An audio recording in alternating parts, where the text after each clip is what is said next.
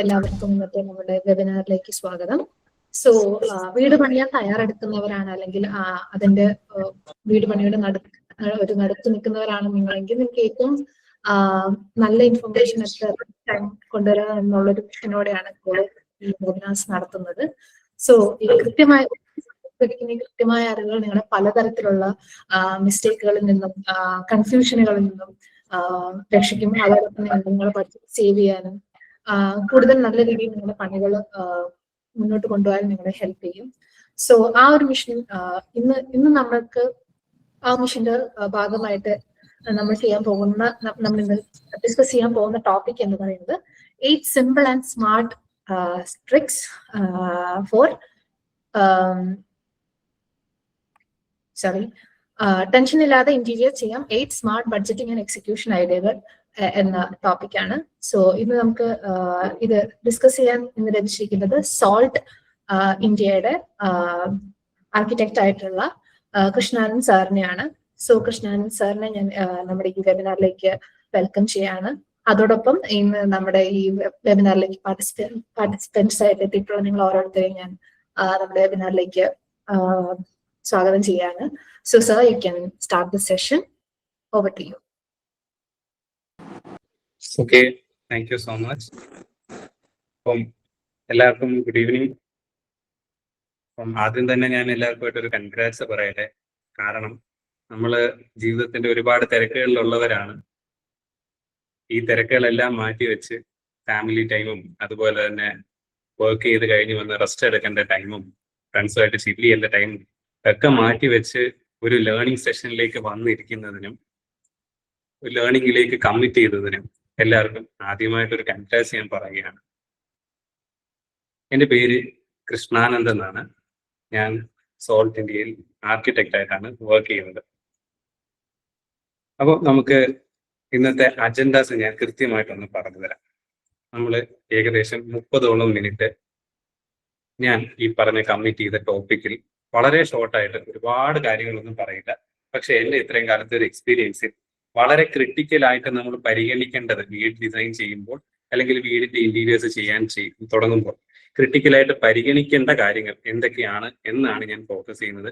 അത് particularly ഡിസൈനെ base ചെയ്ത് ഞാൻ എങ്ങനെയാണ് ഡിസൈൻ ചെയ്യുന്നതിനെ കുറിച്ച് എന്നുള്ള ടോപ്പിക് ആയിരിക്കില്ല. പക്ഷെ നമ്മൾ വീട് കൺസ്ട്രക്ട് ചെയ്യാൻ ഇറങ്ങുമ്പോൾ വീണ്ടും ഞാൻ ഇന്നത്തെ ടോപ്പിക്കിൽ ബഡ്ജറ്റ് ഒക്കെയാണ് കൺസിഡർ ചെയ്തിരിക്കുന്നത്. അത് എങ്ങനെ നന്നായിട്ട് ചെയ്യണം എന്ന് മനസ്സിലാക്കാനുള്ളൊരു സെഷൻ ആയിരിക്കും നമ്മളിന്ന് കണ്ടക്ട് ചെയ്യുന്നത്. അപ്പോൾ 30 മിനിറ്റ്സ് ആയിരിക്കും ഞാൻ ഈ ഒരു സെഷനിലേക്ക് കമ്മിറ്റ് ചെയ്യുന്നത്. അത് കഴിഞ്ഞ്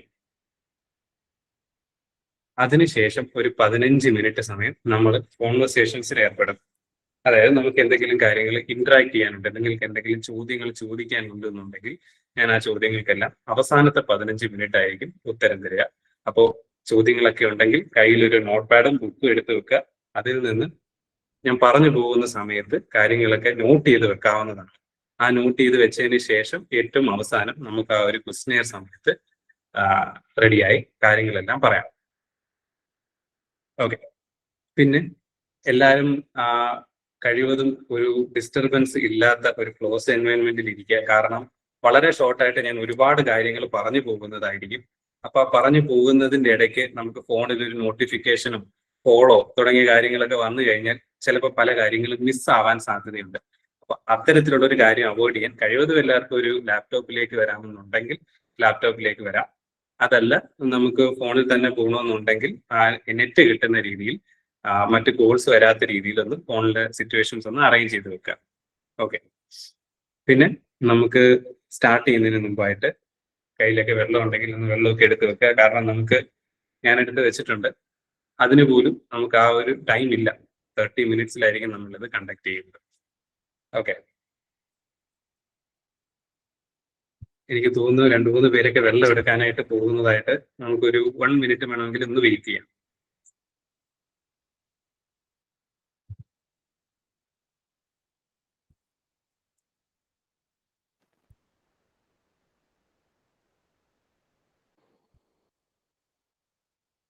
ഓക്കെ, മിസ്റ്റർ വസന്ത് തിരിച്ചെത്തിയിട്ടുണ്ട്, ശിവദാസ് തിരിച്ചെത്താനുണ്ട്. ഓക്കെ, അപ്പൊ നമുക്ക് എന്തായാലും സ്റ്റാർട്ട് ചെയ്യാമെന്ന് വിചാരിക്കുന്നു. അപ്പം ഇന്നത്തെ മീറ്റിംഗിൽ ഞാൻ 2 ടോപ്പിക് ആയിരിക്കും കവർ ചെയ്യുന്നത്. ഒന്നാമതായിട്ട് നമ്മൾ ഇന്റീരിയറിന്റെ കൺസ്ട്രക്ഷൻ ഇറങ്ങുമ്പോൾ സ്ട്രക്ചർ പോലല്ല, വീടിന്റെ സ്ട്രക്ചറിന് നമുക്കൊരു കൃത്യം ബഡ്ജറ്റ് പറയാൻ പറ്റും. ഇന്റീരിയറിന് അങ്ങനെയല്ല വരുന്നത്. നമുക്ക് ഒരു കിച്ചണിനെ നോക്കിക്കഴിഞ്ഞാൽ അലുമിനിയത്തിൽ ചെയ്ത 1 ലക്ഷം, പ്ലൈവുഡിൽ ചെയ്ത അതിനൊരു എമൗണ്ട്, അത് കഴിഞ്ഞിട്ട് ഈവൻ 30 ലക്ഷത്തിന് മുകളിൽ വേണമെങ്കിലും ഇന്റീരിയേഴ്സിന് കിച്ചൺ മാത്രം ചെയ്യാൻ പറ്റും. അപ്പോൾ മെറ്റീരിയൽസിനെ കുറിച്ച് നമ്മുടെ ബഡ്ജറ്റ് കാറ്റഗറി ഏതാണ്, അതിനനുസരിച്ച് എന്ത് മെറ്റീരിയൽ വേണം എന്നുള്ളത് ഒരു 10 മിനിറ്റ്സ് ഞാൻ സംസാരിക്കുന്നതായിരിക്കും. അതിനുശേഷം ഈ മെറ്റീരിയൽ അനുസരിച്ചിട്ട് നമ്മൾ ആരെയാണ് വർക്ക് ചെയ്യിപ്പിക്കേണ്ടത്. ഇപ്പൊ നമ്മുടെ ഒരു ബഡ്ജറ്റ് കാറ്റഗറിക്ക് അനുസരിച്ച് നമ്മൾ ഡിസൈനേഴ്സിന് പോയാൽ മതി. ഇപ്പൊ ആർക്കിടെക്ട്സ് തന്നെ ഒരുപാട് ഫീസ് വാങ്ങുന്നവരുണ്ട്, അതല്ലെങ്കിൽ മിഡ് സെഗ്മെന്റിൽ നിൽക്കുന്നവരുണ്ട്, സ്റ്റാർട്ടിംഗ് റേഞ്ചസിൽ പലരും ഫ്രീ ആയിട്ട് 3D ചെയ്തു തരുന്നവരുണ്ട്. അപ്പൊ ഇതിൽ ആരെയാണ് നമ്മൾ ചൂസ് ചെയ്യേണ്ടത് എന്നുള്ളത് ഒരു കറക്റ്റ് തീരുമാനം എടുത്ത് പോകണം. അപ്പോൾ അതിനകത്ത് നമുക്കൊരു ഫൈനൽ 10 മിനിറ്റ്സിലേക്ക് ഒരു അണ്ടർസ്റ്റാൻഡിംഗ് കൊണ്ടുവരാം. ഇത്രയും കാര്യങ്ങളായിരിക്കും ഞാൻ ഇന്നത്തെ സെഷനിൽ കണ്ടക്ട് ചെയ്യുന്നത്. അതിനുശേഷം ഏറ്റവും അവസാനമായിട്ട് നമ്മുടെ സെഷൻ കംപ്ലീറ്റ് ആയിട്ട് കേട്ടിരിക്കുന്നവർക്കായിട്ട് ഞാൻ ഞങ്ങളുടെ ഡിസൈൻ സ്റ്റാൻഡേർഡ്സിൽ യൂസ് ചെയ്യുന്ന ഒരു ഡോക്യുമെന്റ് ഹാൻഡ് ഓവർ ചെയ്യുന്നതായിരിക്കും. അപ്പൊ അത്തരത്തിലുള്ള ഒരു ഡോക്യുമെന്റിന് വേണ്ടി താല്പര്യമുള്ളവർക്ക് ഫോളോയായിട്ട് കോൺടാക്ട് ചെയ്യാം. അതല്ലെങ്കിൽ എന്റെ സോഷ്യൽ മീഡിയ ഹാൻഡിലുണ്ട്, സോൾട്ട് ഇന്ത്യ എന്നാണ് എന്റെ പേജ്. ഇൻസ്റ്റാഗ്രാമിൽ നിങ്ങൾക്ക് സെർച്ച് ചെയ്താൽ അതുവഴി ഞങ്ങളെ കോൺടാക്ട് ചെയ്താൽ ഞങ്ങൾക്ക് ഇത് കിട്ടുന്നതായിരിക്കും. അപ്പം സെഷൻ കംപ്ലീറ്റ് ആയിട്ടിരിക്കുന്ന ആളുകളെ ഞങ്ങൾ നോട്ട് ചെയ്യുന്നതായിരിക്കും. അവർക്കായിരിക്കും ഈ ഒരു ഡോക്യുമെന്റ് ഞങ്ങൾ ഹാൻഡ് ഓവർ ചെയ്യാം. ഓക്കെ അല്ലേ? നമുക്കപ്പം സ്റ്റാർട്ട് ചെയ്യാമെന്ന് കരുതുന്നു. ഞാൻ എൻ്റെ സ്ക്രീൻ ഒന്ന് ഷെയർ ചെയ്യാം. ഷെയർ ചെയ്യുമ്പോൾ കാണാൻ പറ്റുന്നുണ്ടെങ്കിൽ ഒരു യെസ് ചാറ്റ് ബോക്സിൽ ടൈപ്പ് ചെയ്യുക.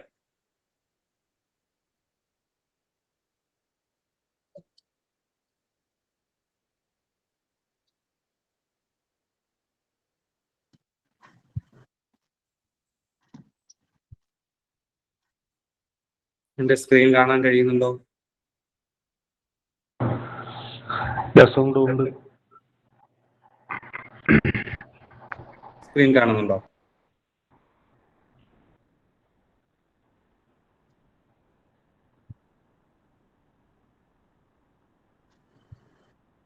ഓക്കെ അല്ലേ? എന്റെ സ്ക്രീൻ ഇപ്പൊ കാണാൻ പറ്റുന്നില്ലേ? കാണുന്നുണ്ട്. Okay, great. ഓക്കെ,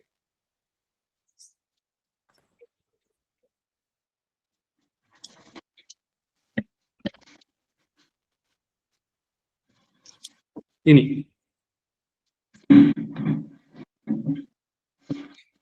നമുക്കിപ്പം സെഷൻ സ്റ്റാർട്ട് ചെയ്യാം. എന്തുകൊണ്ട് നമുക്ക് ഈ ഒരു ഡേറ്റ ഞാൻ പറഞ്ഞു തരാനായിട്ട് ചൂസ് ചെയ്തു എന്ന് ഞാൻ പറയാം. ആദ്യമായിട്ട് തന്നെ നമ്മുടെ നാട്ടില് ഇന്റീരിയേഴ്സ് അല്ലെങ്കിൽ ആർക്കിടെക്ചർ റിലേറ്റഡ് ആയിട്ടുള്ള സ്റ്റാറ്റിസ്റ്റിക്സ് നോക്കുമ്പോൾ, ഞാൻ എൻ്റെ കോളേജിൽ പഠിക്കുമ്പോൾ അനാലിസിസ് നടത്തിയിട്ടുണ്ട്.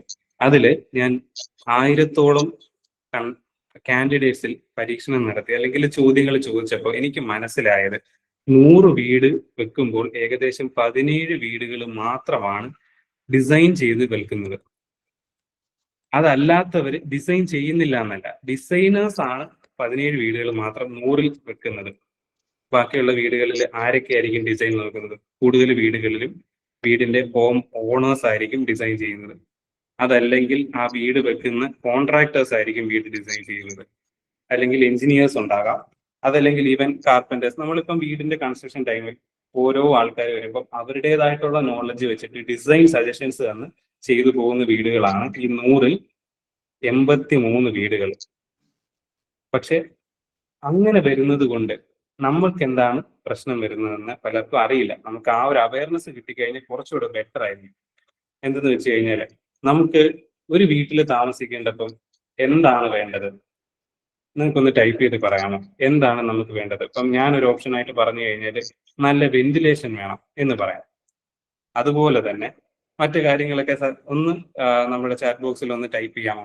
നമ്മൾക്ക് വീട് വെക്കുന്ന സമയത്ത് എന്താണ് നമ്മുടെ ആഗ്രഹം എന്ന്. ലൈറ്റ് എന്ന് പറയുന്നവരുണ്ട്. മറ്റു ഓപ്ഷൻസ് ഉണ്ടോ? വെന്റിലേഷൻ എന്ന് പറയുന്നതുണ്ട്. പിന്നെ സ്പേസ് എന്ന് പറയുന്നവരുണ്ട്. മീരി അഞ്ചു പറയുന്നു സ്പേസ് എന്നാണ്.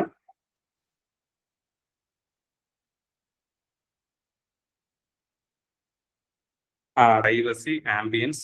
Okay, great Vishnu. അപ്പം ഞാൻ നമ്മുടെ സ്ക്രീനിലേക്ക് തിരിച്ചു വരാം. നമ്മുടെ സ്ക്രീനിലേക്ക് തിരിച്ചു വന്ന ഏറ്റവും പ്രധാനപ്പെട്ടതായിട്ട് ഒരു ആർക്കിടെക്റ്റ് വീട് ഡിസൈൻ ചെയ്യുമ്പോൾ നമ്മൾ എന്താണ് പരിശോധിക്കേണ്ടത് എന്നുള്ളതാണ്.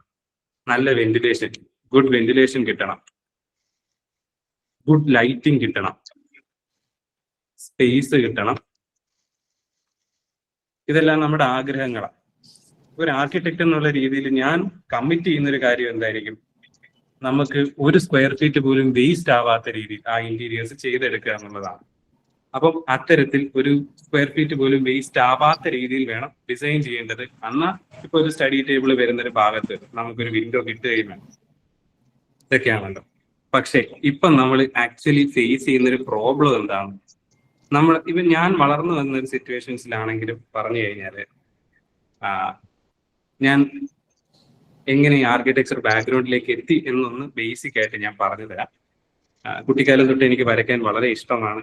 അതിന്റെ കൂടെ തന്നെ ഞാൻ ജനിച്ചു വളർന്നതിന്റെ കൂടെ എൻ്റെ തൊട്ടടുത്ത് 2 വീടുകളുടെ കൺസ്ട്രക്ഷനിൽ എൻ്റെ ഗ്രാൻഡ് ഫാദർ ഏർപ്പെട്ടിരുന്നു, എൻ്റെ അമ്മയ്ക്കും അനിയത്തിക്കും വേണ്ടിയിട്ട്. അപ്പൊ ആ കൺസ്ട്രക്ഷൻ കണ്ടു വളരുകയും അവിടെ കാർപ്പന്റേഴ്സ് യൂസ് ചെയ്തിരുന്ന അവരുടെ കട്ടളയുടെയൊക്കെ ബാക്കി പീസസ് വെച്ചിട്ട് വീട് ഞാൻ ചെറിയ രീതിയിൽ രൂപമൊക്കെ ഉണ്ടാക്കിയെടുക്കുമായിരുന്നു.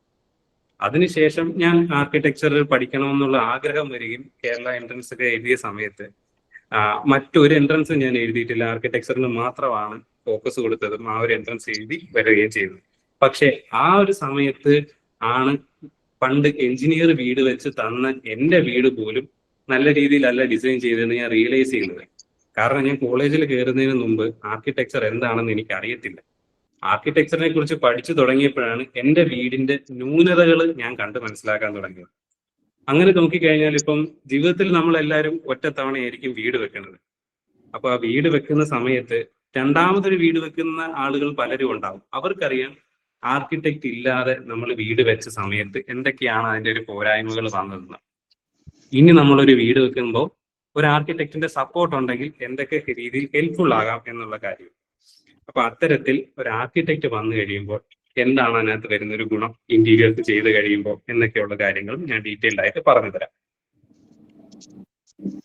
കാരണം എനിക്ക് ഈ ഒരു ഡിസ്കഷന്റെ ശേഷം നമ്മുടെ ലൈഫിൽ എൻ്റെ ഭാഗത്തു നിന്നൊരു ടേണിംഗ് പോയിന്റ് ക്രിയേറ്റ് ചെയ്യാൻ പറ്റുന്നു എന്നുണ്ടെങ്കിൽ അത് എനിക്ക് പ്രൗഡാകാൻ പറ്റുന്ന ഒരു സാധനമായിരിക്കും. അപ്പൊ അതുകൊണ്ട് തന്നെ ഞാൻ ഏറ്റവും ലാസ്റ്റ് വരുമ്പോഴത്തേക്ക് ഒരു 5 ഓപ്ഷൻ ഗൈഡ് ലൈൻ കൂടെ തരുന്നതായിരിക്കും. എങ്ങനെ നമുക്ക് വേണ്ടുന്ന റൈറ്റ് പേഴ്സണിലോട്ടും റൈറ്റ് മെറ്റീരിയൽസിലോട്ടും എത്തിപ്പെടാം എന്നുള്ള കാര്യത്തിൽ. ഓക്കെ, അപ്പോൾ ഇത്രയും കാര്യങ്ങൾ റെഡി ആയിട്ടുണ്ടെന്നുണ്ടെങ്കിൽ ആദ്യമായിട്ട് നമ്മൾ ശ്രദ്ധിക്കേണ്ടത് ഒരു ക്വാഡ്രന്റ് ഞാൻ വരച്ചു തരാം. ഇതിൽ 4ൽ ഒരു ക്വാഡ്രന്റിലായിരിക്കും നിങ്ങളിൽ ഓരോരുത്തരും ഉൾപ്പെടുന്നത്. കാണാൻ കഴിയുന്നു എന്ന് ഞാൻ വിചാരിക്കുന്നു.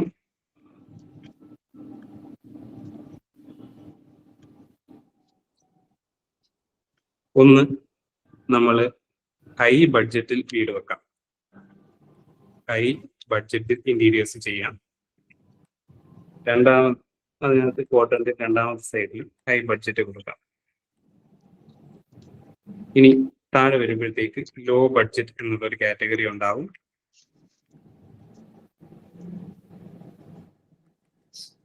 ഇനി നമുക്ക് പ്രധാനമായിട്ടും നോക്കേണ്ടത് ലോ ബഡ്ജറ്റ് എന്ന് പറയുന്ന വീടുകൾ എവിടെ വരും എന്നുള്ളതാണ്. നമ്മൾ ഒരുപാട് അഡ്വർടൈസ്മെന്റ്സ് കാണാറുണ്ട്, അണ്ടർ 3 lakhന് ഇന്റീരിയേഴ്സ് ചെയ്യും എന്നുള്ളത്.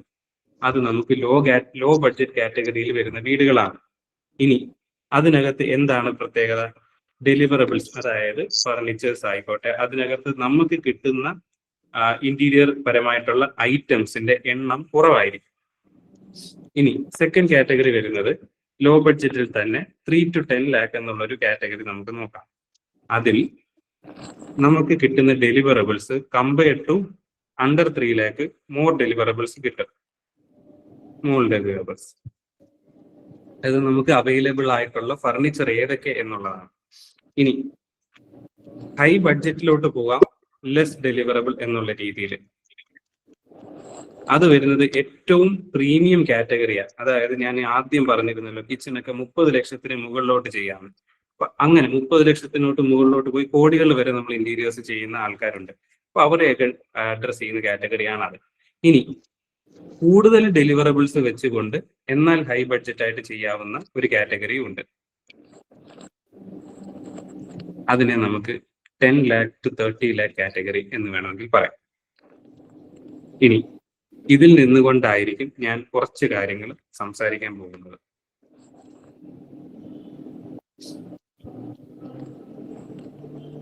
ലെസ് ഡെലിവറബിൾ ലോ ബഡ്ജറ്റ് ആണ് നിങ്ങൾ ഉദ്ദേശിക്കുന്നതെന്നുണ്ടെങ്കിൽ നിങ്ങൾക്ക് ഏത് മെറ്റീരിയൽ ആണ് മാർക്കറ്റിൽ ചൂസ് ചെയ്യാവുന്നത്? ഏറ്റവും ബെസ്റ്റ് മെറ്റീരിയൽ എന്ന് ഞാൻ സജസ്റ്റ് ചെയ്യുന്നത് അലൂമിനിയം ആയിരിക്കും. അലൂമിനിയത്തിന്റെ പ്രത്യേകത എന്താണെന്നറിയാമോ? നമുക്ക് ചെറിയൊരു എമൗണ്ട് കൊണ്ട് ഒരുപാട് കാര്യങ്ങൾ ചെയ്യാം. ഇപ്പം അലൂമിനിയം വെച്ചിട്ട് നമ്മളൊരു വാർഡ്രോബ് ചെയ്യുന്നു എന്നുണ്ടെങ്കിൽ അതിനൊരു 25,000 to 30,000 ആവുകയുള്ളൂ. പക്ഷെ നമ്മൾ അതേസമയം അത് പ്ലൈവുഡിൽ 710 ഗ്രേഡിൽ ലാമിനേറ്റ് ചെയ്ത് പോകുന്നുണ്ടെങ്കിൽ നേരെ അത് 70,000 പോകും. അതുകൊണ്ട് ഏറ്റവും കൂടുതൽ ഇപ്പം വീട്ടിൽ കൂടുതൽ വാർഡ്രോബുകൾ ഉണ്ട്, കൂടുതലായിട്ടുള്ള ഐറ്റംസ് വേണം എന്നൊക്കെയുള്ള ആഗ്രഹങ്ങൾ മനസ്സിലുണ്ടെന്നുണ്ടെങ്കിൽ ചൂസ് ചെയ്യേണ്ട മെറ്റീരിയൽ അലൂമിനിയം ആണ്. പക്ഷെ നിങ്ങൾക്ക് എൻ്റെ അടുത്ത് ഇപ്പൊ ചോദിക്കാം, 710 പ്ലൈവുഡ് യൂസ് ചെയ്തൂടെ? അങ്ങനെ ഒരു ചോദ്യം വന്നു കഴിഞ്ഞാൽ ഇത്രയേ ഉള്ളൂ, നമുക്ക് ഐറ്റംസ് കുറവായിരിക്കും, നമ്മൾ വീടിന്റെ ഉള്ളിൽ ചെയ്തു വെക്കുന്ന ഐറ്റംസ് കുറവായിരിക്കും എന്നുള്ളതാണ്. ഇനി രണ്ടാമതായിട്ട് നമുക്ക് ലോ ബഡ്ജറ്റിൽ കൂടുതൽ ഡെലിവറബിൾ വേണം എന്നുണ്ടെങ്കിലും നമുക്ക് ചൂസ് ചെയ്യേണ്ട മെറ്റീരിയൽ അലൂമിനിയം ആണ്. പക്ഷെ അതിനകത്ത് നമുക്ക് ഓപ്ഷൻസ് കൂടും.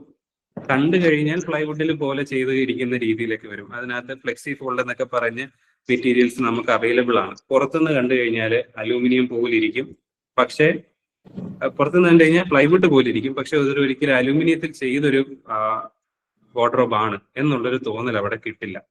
അങ്ങനെ ചെയ്ത് കഴിഞ്ഞാൽ ഇപ്പം ഒരു 2 ബെഡ്റൂമുകളും അതുപോലെ കിച്ചണും living area, family living area എല്ലാം ചെയ്തെടുത്ത് with furnitures, decorative items and texture painting, ഇത്രയും കാര്യങ്ങൾ ചെയ്തെടുക്കാൻ അലൂമിനിയം ആണ് നിങ്ങൾ ചൂസ് ചെയ്യുന്നുണ്ടെങ്കിൽ ഈ 3 to 10 ലാഖിൽ നിങ്ങൾക്ക് സാധ്യമാകുന്നതാണ്. ഇനി കുറച്ചുകൂടെ ഹൈ ബഡ്ജറ്റ് ഉണ്ട്, അതായത് 10 lakh to 30 lakh ആണ് നമുക്ക് വീട് മൊത്തത്തിൽ ചെയ്യാൻ ഒരു ബഡ്ജറ്റ് അവൈലബിൾ ആയിട്ടുള്ളതെന്നുണ്ടെങ്കിൽ നമുക്ക് ചൂസ് ചെയ്യാവുന്ന ഒരു മെറ്റീരിയലാണ് മറൈൻ പ്ലൈ. മറൈൻ പ്ലൈ മാത്രമല്ല, ഇതേ കാറ്റഗറിയിൽ, അതായത് ഇതേ പ്രൈസ് റേഞ്ചിൽ നമുക്ക് മൾട്ടി വുഡ് കിട്ടും.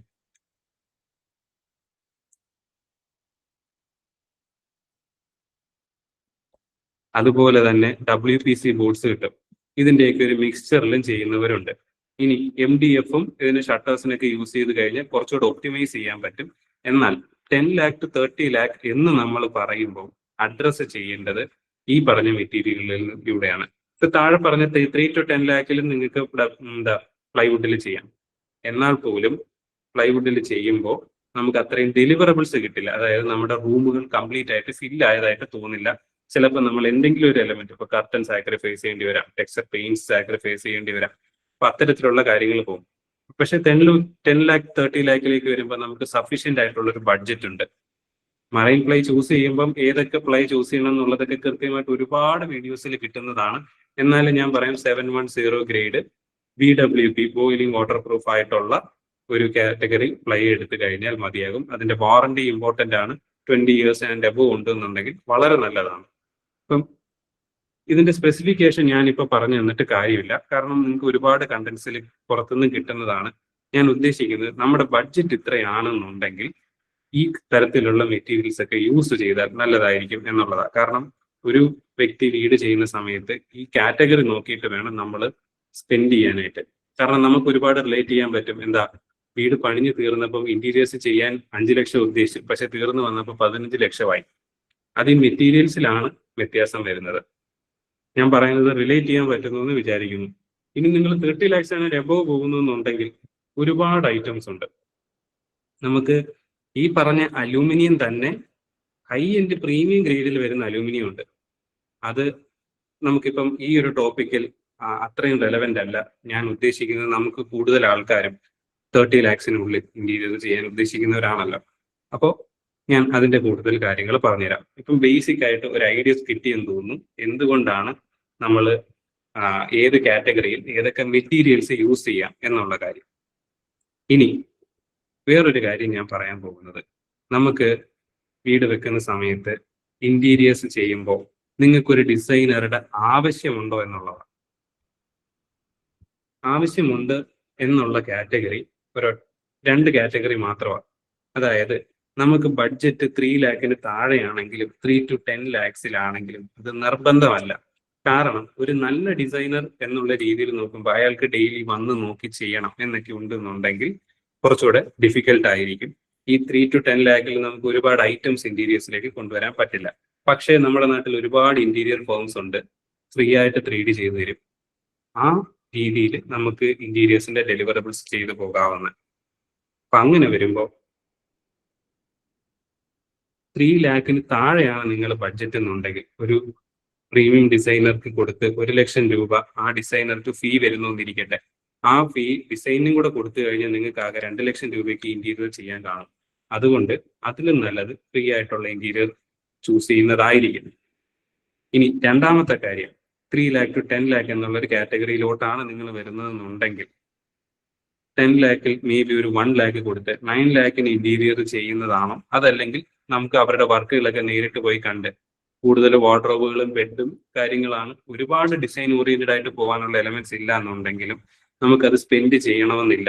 നല്ലൊരു ഇന്റീരിയർ ചെയ്യുന്ന ഒരു ഫേമിനെ കണ്ടെത്തി കഴിഞ്ഞാൽ, അല്ലെങ്കിൽ ഒരു ഫാക്ടറിയിൽ അവർ ചെയ്തു വരുമല്ലോ, ഒരുപാട് ആളുകൾ അങ്ങനെ ഉണ്ട് ഇന്റീരിയേഴ്സ് ചെയ്യുന്നത്. അപ്പൊ അത്തരത്തിലുള്ള ഒരാളുകളിലോട്ട് പോയി കഴിഞ്ഞാലും വളരെ നല്ലതായിരിക്കും. ഈ കേസിൽ എന്തായാലും ഒരു ഡിസൈനർക്ക് റെലവൻസ് കുറവാണ്. പക്ഷേ ഇതിലേക്ക് വരുമ്പോൾ 3 to 10 lakh നിങ്ങളുടെ കയ്യിൽ ബഡ്ജറ്റ് ഉണ്ടെന്നുണ്ടെങ്കിൽ, നിങ്ങൾക്ക് ആഗ്രഹമുണ്ട് ഒരു ഡിസൈനർ വേണമെന്നുണ്ടെങ്കിൽ, ആ ഒരു കാര്യത്തിലേക്ക് കമ്മിറ്റ് ചെയ്യാം. ഏറ്റവും കൂടുതൽ പ്രയോജനം വരുന്ന ഒരു ഡിസൈനർക്ക് ഒരു ഡിസൈനറിനെ ഹയർ ചെയ്തതുകൊണ്ട് നിങ്ങൾക്ക് പ്രയോജനം വരുന്നത് 10 lakh to 30 lakhiലാണ് നിങ്ങൾ ചെയ്യാൻ ബഡ്ജറ്റ് ഉദ്ദേശിക്കുന്നതെന്നുണ്ടെങ്കിൽ. അപ്പോൾ അങ്ങനെ വരുന്ന ഒരു കാറ്റഗറിയിൽ അവരുടെ വർക്കുകൾ പോയി നോക്കുക.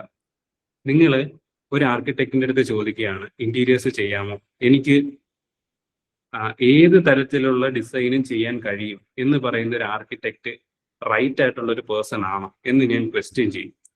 എന്താണെന്നറിയാമോ?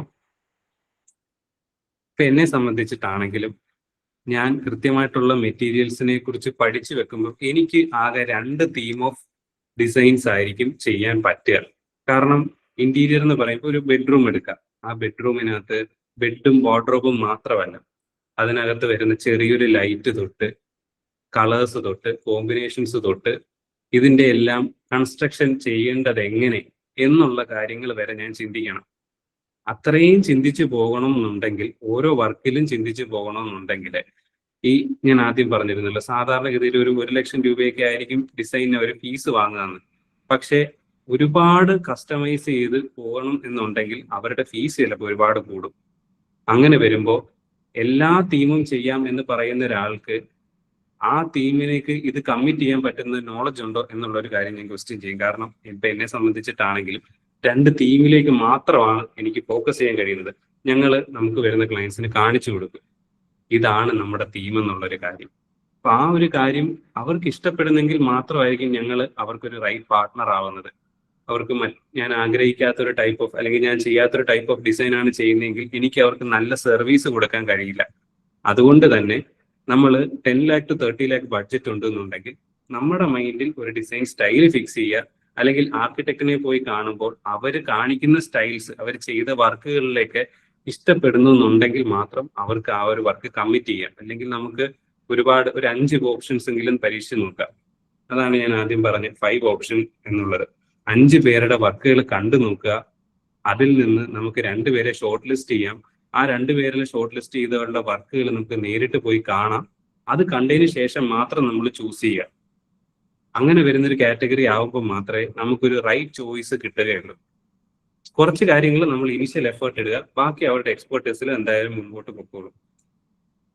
ഇതൊക്കെയാണ് നമുക്ക് ബേസിക് ആയിട്ട് ഇന്റീരിയേഴ്സിനെ കുറിച്ച് പറയുമ്പോൾ നോക്കേണ്ടതുമായിട്ടുള്ള കാര്യങ്ങൾ. ഇനി ഞാൻ കുറച്ച് സാമ്പിൾസ് കാണിച്ചു തരാം. നമ്മൾ ചിന്തിക്കും നമുക്ക് വീടിന്റെ ഇന്റീരിയേഴ്സ് നമുക്ക് തന്നെ ചെയ്തുകൂടെ. തീർച്ചയായിട്ടും ഒരു വ്യക്തിക്ക് തന്നെ ചെയ്യാവുന്നതേ ഉള്ളൂ. അതിനകത്ത് ശ്രദ്ധിക്കേണ്ട കാര്യം, ഇപ്പൊ തന്നെയാണ് നമ്മൾ ഇന്റീരിയർ ഡിസൈൻ ചെയ്യാൻ പോകുന്നത് എന്നുണ്ടെങ്കിൽ ശ്രദ്ധിക്കേണ്ട കാര്യങ്ങൾ എന്തൊക്കെ. കാരണം നമുക്ക് ഇത് പോകുന്ന വഴിയിൽ തെറ്റാൻ ഒരുപാട് ചാൻസ് ഉണ്ട്. ഇപ്പൊ നമ്മളൊരു റോങ് ആയിട്ടുള്ള ഒരു മെറ്റീരിയൽ പർച്ചേസ് ചെയ്താൽ, നമ്മളിപ്പോ പല ഷോപ്പുകളിൽ പോയി കാണുമ്പോഴും ഡിസ്പ്ലേയിൽ നല്ല ഭംഗിയുണ്ടാവും. നമ്മുടെ സൈറ്റിലേക്ക് ഒരു ക്വാണ്ടിറ്റി ഓർഡർ ചെയ്ത് പലതും പർച്ചേസ് ചെയ്യുന്നതിന് മുമ്പ് കൃത്യമായിട്ട് ഓർഡർ കൊടുത്ത് അഡ്വാൻസ് ചെയ്തിട്ടായിരിക്കും നമ്മൾ സൈറ്റിലേക്ക് എത്തിക്കുന്നത്.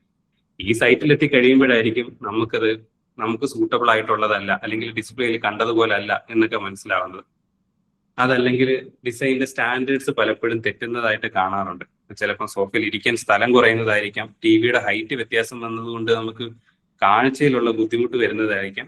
അങ്ങനെയൊക്കെ ഒരുപാട് സിറ്റുവേഷൻസിനെ ഹെൽപ്പ് ചെയ്യാനായിട്ട് ഞാൻ ഈ ഡോക്യുമെന്റ് ആണ് വീഡിയോയുടെ ലാസ്റ്റ് വരെ ഇരിക്കുന്നവർക്ക് വേണ്ടി തരാൻ വെച്ചിരിക്കുന്നത്. ഇതുകൊണ്ട് നമുക്കൊരു വീട് ഡിസൈൻ ചെയ്യുകയാണെങ്കിൽ കൃത്യമായിട്ട് നമുക്ക് സ്റ്റാൻഡേർഡ്സ് ഫോളോ ചെയ്യാം. സ്റ്റാൻഡേർഡ്സ് ഫോളോ ചെയ്യുമ്പോൾ എന്താ ഗുണം എന്ന് ചോദിച്ചു കഴിഞ്ഞാൽ നമുക്ക് കംഫർട്ട് കൂടും.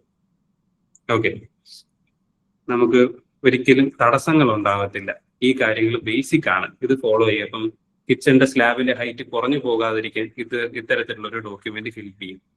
കൃത്യമായിട്ടുള്ള കിച്ചന്റെ ഹൈറ്റ് എന്താണ്, കിച്ചന്റെ സ്കേർട്ടിംഗ് ഒക്കെ എങ്ങനെ കൊടുക്കണം, എത്ര ക്യാബിനറ്റ്സ് എവിടെയൊക്കെ വേണം, എന്തൊക്കെ തരത്തിലുള്ള ആക്സസറീസ് യൂസ് ചെയ്യണം എന്നൊക്കെയുള്ള ഒരുപാട് സാമ്പിൾസ് ഇതിനകത്തുണ്ടാവും. ഇപ്പൊ ഞാൻ കാണിക്കാൻ പോകുന്നത് നമ്മുടെ ലിവിംഗ് റൂമിന്റെ ഒരു സാമ്പിൾ മാത്രമാണ്.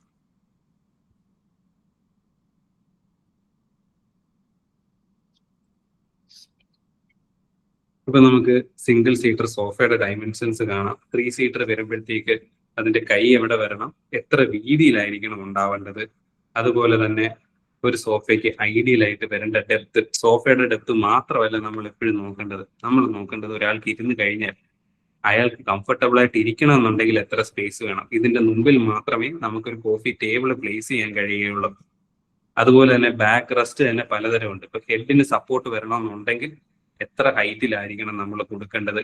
ഇത്തരത്തിലുള്ള ഡെപ്തിലോട്ടായിരിക്കും നമ്മൾ ഇന്റീരിയേഴ്സിന്റെ ഡീറ്റെയിലിംഗ് പോകുന്നത്. പിന്നെ നമുക്ക് കംഫർട്ടബിൾ ആയിട്ട് ഇരിക്കണം എന്നുണ്ടെങ്കിൽ എത്ര ഹൈറ്റിലാണ് നമ്മുടെ സീറ്റിംഗ് പ്ലേസ് ചെയ്യേണ്ടത്, അത് സോഫയുടെ കുഷ്യൻ എത്ര ഉണ്ട് എന്നുള്ളത് അനുസരിച്ചിട്ടും അതിനെ പ്ലേസ് ചെയ്യാൻ സാധിക്കുന്നതുമായിരിക്കും. ഇനി താഴേക്ക് വന്നു കഴിഞ്ഞാൽ എങ്ങനെ, ഇപ്പം നമ്മുടെ ഒട്ടുമിക്ക വീടുകളിൽ നോക്കിക്കഴിഞ്ഞാൽ നമ്മുടെ സോഫയുടെ ബാക്ക് സൈഡിൽ ഇതുപോലെ വിൻഡോ നിൽക്കുന്നത് കാണാം. അങ്ങനെ വിൻഡോ വരാത്ത രീതിയിൽ എങ്ങനെ ഇന്റീരിയേഴ്സിനെ പ്ലേസ് ചെയ്യണം, അത്തരത്തിലുള്ള കാര്യങ്ങളും നമുക്ക് നോക്കി പോകാവുന്നതാണ്. പിന്നെ സ്റ്റാഗേർഡ് ആയിട്ട് ഫർണിച്ചേഴ്സ് ഒന്നും പ്ലേസ് ചെയ്യാതിരിക്കുക കഴിവതും. അതുപോലെ തന്നെ സർക്കുലേഷൻ സ്പേസസ്, നമ്മളിപ്പോൾ ഒരു സോഫയുടെ കൈ ഇരിക്കുന്നതിന് ഒരിക്കലും ഓവർലാപ്പ് ചെയ്യരുത്. പല വീടുകളിലും നമ്മൾ കാണാറുണ്ട് ഓവർലാപ്പ് ചെയ്യുന്നത്. ഇത് എന്തുകൊണ്ടാണെന്നറിയാം, നമ്മൾ ഇനിഷ്യലി ഫർണിച്ചറിന് ഒരു ഡ്രോയിങ് ക്രിയേറ്റ് ചെയ്യാത്തതുകൊണ്ടാണ് വരുന്നത്.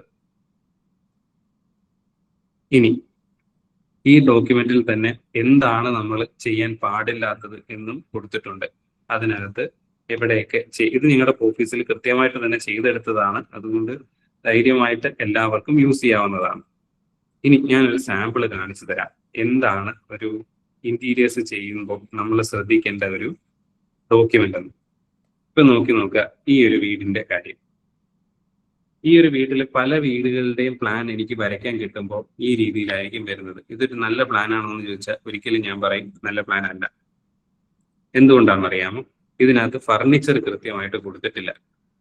ഫർണിച്ചർ കൊടുത്തു കഴിഞ്ഞാൽ മാത്രമേ നമുക്ക് എവിടെ കൂടെയൊക്കെയാണ് നടക്കാൻ പറ്റുന്നത്, എവിടെ കൂടെയൊക്കെയാണ് നമുക്ക് സ്പേസ് അവൈലബിൾ ആയിട്ടുള്ളത്, സ്പേസ് വേസ്റ്റ് ആവുന്നത് എന്ന് പറയുന്നത്. ഞാൻ ഇപ്പോൾ ഒരു സ്ക്വയർ ഫീറ്റ് പോലും വേസ്റ്റ് ആവാത്ത രീതിയിൽ ഡിസൈൻ ചെയ്യും എന്ന് പറഞ്ഞു കഴിഞ്ഞാൽ ഞാൻ കൊടുക്കുന്ന ഔട്ട്പുട്ട് എങ്ങനെ ഇരിക്കുന്നതയോ ഇതുപോലെ ആയിരിക്കും ഔട്ട്പുട്ട് ഉണ്ടാകുക. നമ്മൾ ഒരു വീട്ടിൽ കയറി വരുന്നു, അതിന്റെ സൈഡിൽ നമുക്കൊരു സിറ്റ് ഔട്ട് സ്പേസ് കൊടുക്കുന്നുണ്ട്. അതിനകത്ത് എവിടെയൊക്കെ ചെയർസും ഫർണിച്ചേഴ്സും വരും. നമുക്ക് കയറി പോകുമ്പോൾ ഇപ്പം കീ വെക്കാൻ, കുട വെക്കാനൊക്കെ ഉള്ളൊരു സ്ഥലം വരുന്നെങ്കിൽ അത് കാണിക്കും. ടി വി ഇരിക്കുന്നതിൽ ഏറ്റവും കൂടുതൽ ആൾക്കാർക്ക് കാണാൻ പറ്റുന്നത് എവിടൊക്കെയാണെന്നുള്ളത് അതിനകത്തുനിന്ന് മനസ്സിലാകും. അങ്ങനെ നമുക്ക് നടക്കാനുള്ള വഴി, നമ്മുടെ വാർഡ്രോബുകൾ, ഓരോ ഫർണിച്ചറും എവിടെയാണ് ഇരിക്കുന്നത്. ഇപ്പൊ നമുക്കൊരു വാഷ് ബേസിന്റെ ടാപ്പ് ഇരിക്കുന്നതും ഷവർ ഹെഡ് ഇരിക്കുന്നത് തൊട്ട് എല്ലാം ഇത്തരത്തിലുള്ളൊരു പ്ലാനിൽ വിസിബിൾ ആണ്. ഇങ്ങനെ ചെയ്താൽ മാത്രമേ നമുക്ക് സ്പേസ് വേസ്റ്റ് ആവാത്ത രീതിയിൽ ഡിസൈൻ ചെയ്യാൻ പറ്റും എന്ന് പറയാൻ പറ്റും. ഞാൻ പറഞ്ഞതിന്റെ ഒരു സാരാംശം മനസ്സിലായെന്ന് തോന്നുന്നു. കാരണം ഈ ഒരു രീതിയിൽ നോക്കിക്കഴിഞ്ഞാൽ കൃത്യമായിട്ട് നമുക്കറിയില്ല ഈ പ്ലാനിൽ എവിടാണ് ബെഡ് വരുന്നത്, ബെഡ് വന്നു കഴിഞ്ഞാൽ എത്ര സ്ഥലം ബാക്കിയുണ്ട്. അതുകൊണ്ട് തന്നെ നമ്മൾ ഇന്റീരിയർ ചെയ്യുമ്പോൾ ഏറ്റവും ആദ്യം ചെയ്തു പോകേണ്ടത് ഫർണിച്ചർ കൃത്യമായിട്ട് കൊടുക്കുക, നടക്കാൻ എത്ര സ്പേസ് ഉണ്ട് എന്നുള്ളതാണ്. ഇത് പ്ലാനിങ് സ്റ്റേജിൽ തന്നെ ചെയ്താൽ ഏറ്റവും ബെസ്റ്റ് ആയിരിക്കും. ഇനി രണ്ടാമത്തെ ഒരു കാര്യം കാണിച്ചു തരാം. നമ്മുടെ ബഡ്ജറ്റിന് അനുസരിച്ചിട്ടുള്ള ഇന്റീരിയേഴ്സ് എന്നുള്ളതാണ്.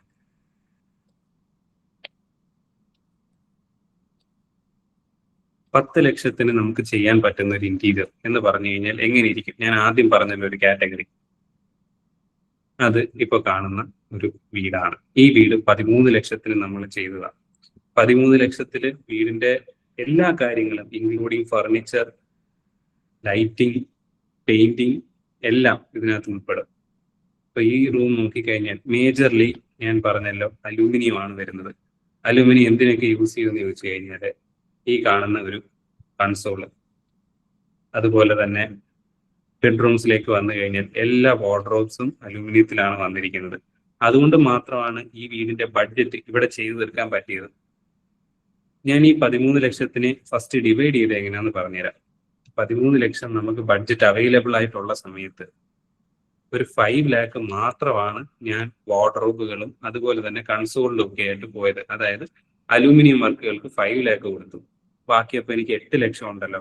ആ 8 ലക്ഷത്തിൽ 3 ലക്ഷം രൂപ ഞാൻ ഫർണിച്ചറിന് കൊടുത്തു. എൻ്റെ ഡൈനിങ് ടേബിള്, എൻ്റെ സോഫ, മാട്രസ്, അതുപോലുള്ള കാര്യങ്ങൾ. പിന്നെ ബാക്കി ഒരു എമൗണ്ട് ഉണ്ട്. ആ എമൗണ്ടിൽ എന്തൊക്കെ ചെയ്യാം? ഈവൻ ഒരു ഫോട്ടോ ഫ്രെയിം പോലും നമ്മൾ കണക്ക് കൂട്ടും ഈ ഒരു ബഡ്ജറ്റിനകത്ത്. ഈ കാണുന്ന ഡെക്കറേറ്റീവ് ലാമ്പ് വരെ കണക്ക് കൂട്ടും. ഈ ഡെക്കറേറ്റീവ് ഐറ്റം വരെ എല്ലാ കാര്യങ്ങളും ഇപ്പം വാളിൽ തൂക്കി വെക്കേണ്ട ഒരു ചെറിയൊരു എലമെന്റ് പോലും നമ്മുടെ ഇന്റീരിയറിന്റെ ഭാഗമാണ്. നമുക്കൊരു ബെഡ്റൂം എന്ന് പറഞ്ഞു കഴിഞ്ഞാൽ ബെഡ്റൂം വാർഡ്രോബും വരുന്നതല്ല. ഇതുപോലുള്ള ഓരോ എലമെന്റും വന്ന് തീർക്കുമ്പോഴായിരിക്കും നമ്മുടെ ആ ഒരു ഇന്റീരിയർ ഫിനിഷ് ആവുന്നത്.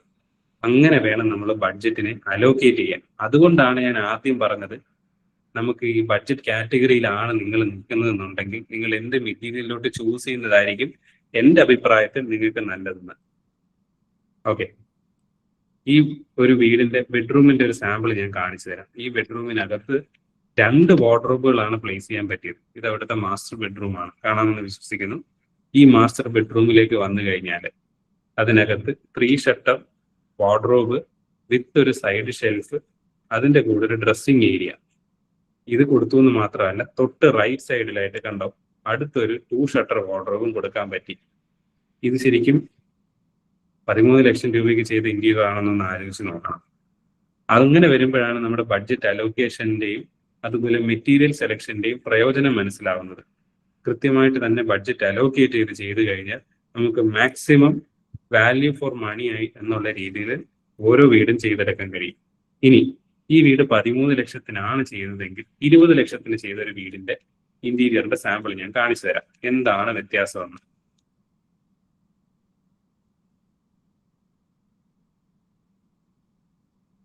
ഈ കാണുന്ന വീട്ടിൽ വരുമ്പോഴത്തേക്ക് 4 ബെഡ്റൂമുകളുണ്ട്.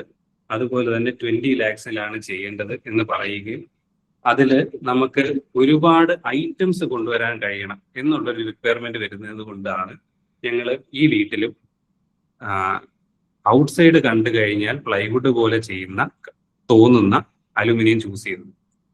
അത് മാത്രമല്ല, ചില ഐറ്റംസ് ഞങ്ങൾക്ക് കൂടുതൽ ഫിനിഷ് വേണം എന്ന് തോന്നിയ ചില പർട്ടിക്കുലർ ഐറ്റംസ്, ഉദാഹരണത്തിന് ഈ കാണുന്ന നമ്മൾ ഡോർ തുറക്കുമ്പോൾ കാണുന്ന എലമെന്റ് ആണ്, ഹൈലൈറ്റ് ആണ്, അത് ഞങ്ങൾ പ്ലൈവുഡിൽ ചൂസ് ചെയ്തു.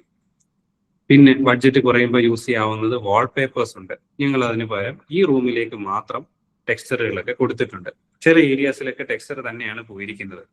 പിന്നെ ബഡ്ജറ്റിനകത്ത് നിർത്തി ചെയ്യണമെന്നുണ്ടെങ്കിൽ നമുക്ക് ചെയ്യാവുന്ന മേജർ ഡിസൈൻ ഹാക്ക് എന്താണെന്ന് അറിയാമോ? എല്ലായിടത്തും ഫോൾ സീലിംഗ് കൊടുക്കണ്ട. പക്ഷെ കുറച്ച് സ്ഥലങ്ങളിൽ ഫോൾ സീലിംഗ് കൊടുത്തു കഴിഞ്ഞാൽ നിങ്ങൾക്ക് ഫോൾ സീലിംഗ് ചെയ്തിട്ടുണ്ട് എന്നുള്ളൊരു തോന്നലും കുറച്ചുകൂടി ഇൻട്രസ്റ്റിംഗ് ആയിട്ടുള്ള ലൈറ്റ്സും പ്ലേസ് ചെയ്യാൻ കഴിയും. ഈ വീട്ടിൽ കണ്ടോ, ഇവിടെയൊക്കെ സാധാ കോൺക്രീറ്റ് റൂഫാണ്, സിമെന്റ് പ്ലാസ്റ്റർ ചെയ്ത്. പക്ഷെ ഈ ഒരു ചെറിയൊരു ഭാഗത്ത് ഒരു 2 അടി വീതിക്ക് നമ്മളൊരു ചെറിയ സീലിംഗ് എലമെന്റ് കൊടുത്തിട്ട് അതിനകത്തൊരു പ്രൊഫൈൽ ലൈറ്റ് കൊടുത്തപ്പോഴത്തേക്ക് കംപ്ലീറ്റ് ആയിട്ടും ഈ വീടിനൊരു ഫോൾ സീലിംഗ് ഉള്ള പോലെ ഒരു ഫീലിംഗ് വരും. പിന്നെ ബഡ്ജറ്റ് കുറയ്ക്കാനായിട്ട് ഞങ്ങൾക്ക് ഇത് പെയിന്റ് ചെയ്തെടുത്താണ് ചെയ്തത്. പക്ഷെ നല്ല ഫിനിഷിൽ തടി പോലെ തോന്നിക്കുന്ന പെയിന്റേഴ്സിനെ കിട്ടും. അപ്പൊ നല്ല വർക്ക്മാൻഷിപ്പും കൂടെ ഉണ്ടെന്നുണ്ടെങ്കിൽ നമുക്ക് ഈ 20 ലക്ഷത്തിനാണ് ഈ ഇന്റീരിയർ ചെയ്തതെന്ന് പറയുമ്പോൾ നമുക്ക് അതിശയം തോന്നും. കാരണം എല്ലാം ഒരു 3 കോർട്ട്യാർഡ് ഉൾപ്പെടെയാണ് നമുക്ക് ഈ ഒരു വീട്ടിൽ ഫിനിഷ് ചെയ്യാൻ കഴിയുന്നത്. ഡൈനിങ് ഏരിയയിൽ നോക്കിക്കഴിഞ്ഞാൽ ഞങ്ങൾ റെക്കമെൻഡേഷനിൽ പോയത് സീലിംഗ് ആണ് ഈ കാണുന്നത്. ഇത് കോൺക്രീറ്റ് റൂഫാണ്. അവിടെ പെൻഡന്റ് കൊണ്ടുവരുന്ന പല വീടുകളിലും പറ്റും. പക്ഷെ ഞങ്ങളുടെ ബഡ്ജറ്റ് എക്സീഡ് ആവുന്നതുകൊണ്ട് ലൈറ്റ് ഉള്ള ഫാൻസ് അവൈലബിൾ ആണ്. അങ്ങനെ ഒരു ഡിസൈൻ സ്ട്രാറ്റജിയിലോട്ട് ഞങ്ങൾ മൂവ് ചെയ്തു. ബീമിലൊക്കെ ഒരു ആട്ടുകെട്ടിലൊക്കെ കൊടുത്തു. അതുപോലെ തന്നെ ഈ ഒരു ഭാഗത്ത് തടിയിൽ വരയ്ക്കുന്ന രീതിയിൽ ഫോൾ സീലിംഗ് കൊടുത്തു. ഈ വീട്ടിലും ഇൻക്ലൂഡിങ് ഫർണിച്ചർ ആണ് നമുക്ക് ചെയ്തെടുക്കാൻ കഴിയുന്നത്. പക്ഷെ ഇത് ചെയ്തെടുത്തതും അലൂമിനിയം എന്നുള്ളൊരു മെറ്റീരിയൽ ആയതുകൊണ്ടാണ് കണ്ടു കഴിഞ്ഞാൽ നമുക്ക് പ്ലൈവുഡ് പോലെ തോന്നും. എന്നാൽ മെറ്റീരിയൽ അലൂമിനിയം ആണ്. അതുകൊണ്ടാണ് ബഡ്ജറ്റ് ഇവിടെ കുറയ്ക്കാനും സാധിച്ചത്.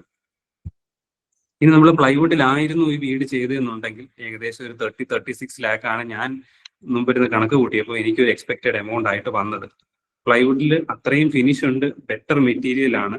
ഇതിനകത്ത് വ്യത്യാസം എന്താണെന്ന് വെച്ച് കഴിഞ്ഞാൽ ഡ്യൂറബിലിറ്റിയാണ്. നമുക്ക് അലൂമിനിയത്തിലേക്ക് നോക്കുമ്പോൾ ഒരു 5 ഇയേഴ്സ് ഒക്കെ നന്നായിട്ടിരിക്കും. നമ്മൾ മെയിൻറ്റെയിൻ ചെയ്യുന്നത് എങ്ങനെയാണോ അതിനനുസരിച്ചിരിക്കും. പക്ഷെ പ്ലൈവുഡിലോട്ട് പോകുമ്പോൾ അതിന്റെ ലൈഫ് ഒരുപാട് കൂടുതലാണ് എന്നുള്ളത് ഒരു പ്രധാന ഘടകമാണ്. ഇപ്പം ഈ ബെഡ്റൂം നോക്കിക്കഴിഞ്ഞാൽ ഇത്രയും കാര്യങ്ങൾ നമുക്ക് ചെയ്തെടുക്കാൻ കഴിയുന്നുണ്ട്. ഇതെല്ലാം ഡിസൈൻ എലമെന്റ്സ് ആണ് വരുന്നത്. ചെറിയൊരു ഹൈലൈറ്റ് ഒക്കെ ഇവിടെ പോയേക്കുന്നത് കാണാം. അപ്പം ഡിസൈനർ എന്നുള്ളൊരു റോളിൽ എനിക്ക് വരുമ്പോൾ ഭംഗി ഉണ്ടാക്കുക, ആ സ്പേസിനകത്ത് ജീവിക്കാൻ കംഫർട്ടബിൾ ആക്കുക എന്നുള്ളതാണ്. അപ്പൊ അതിനകത്ത് എന്നെ സംബന്ധിച്ച് ബഡ്ജറ്റ് നമ്മൾ സ്പെൻഡ് ചെയ്യുന്നത് എത്രയാണ് എന്നുള്ളത് ഒരു ഇമ്പോർട്ടൻറ്റ് ഘടകമാണ്. കാരണം ചെറിയൊരു എമൗണ്ട് ആണെങ്കിൽ പോലും അതിന് മാക്സിമം വർത്ത് ഉണ്ടാക്കി തരിക എന്നുള്ളതാണ് എൻ്റെ ഒരു ജോലി. അപ്പൊ ആ ഒരു ഭാഗം നമ്മൾ 20 ലാക്സിൽ ചെയ്തെടുത്ത് കഴിഞ്ഞാൽ ഈ രീതിയിലൊക്കെ ആയിരിക്കും ഇന്റീരിയേഴ്സ് ഉണ്ടാവുക.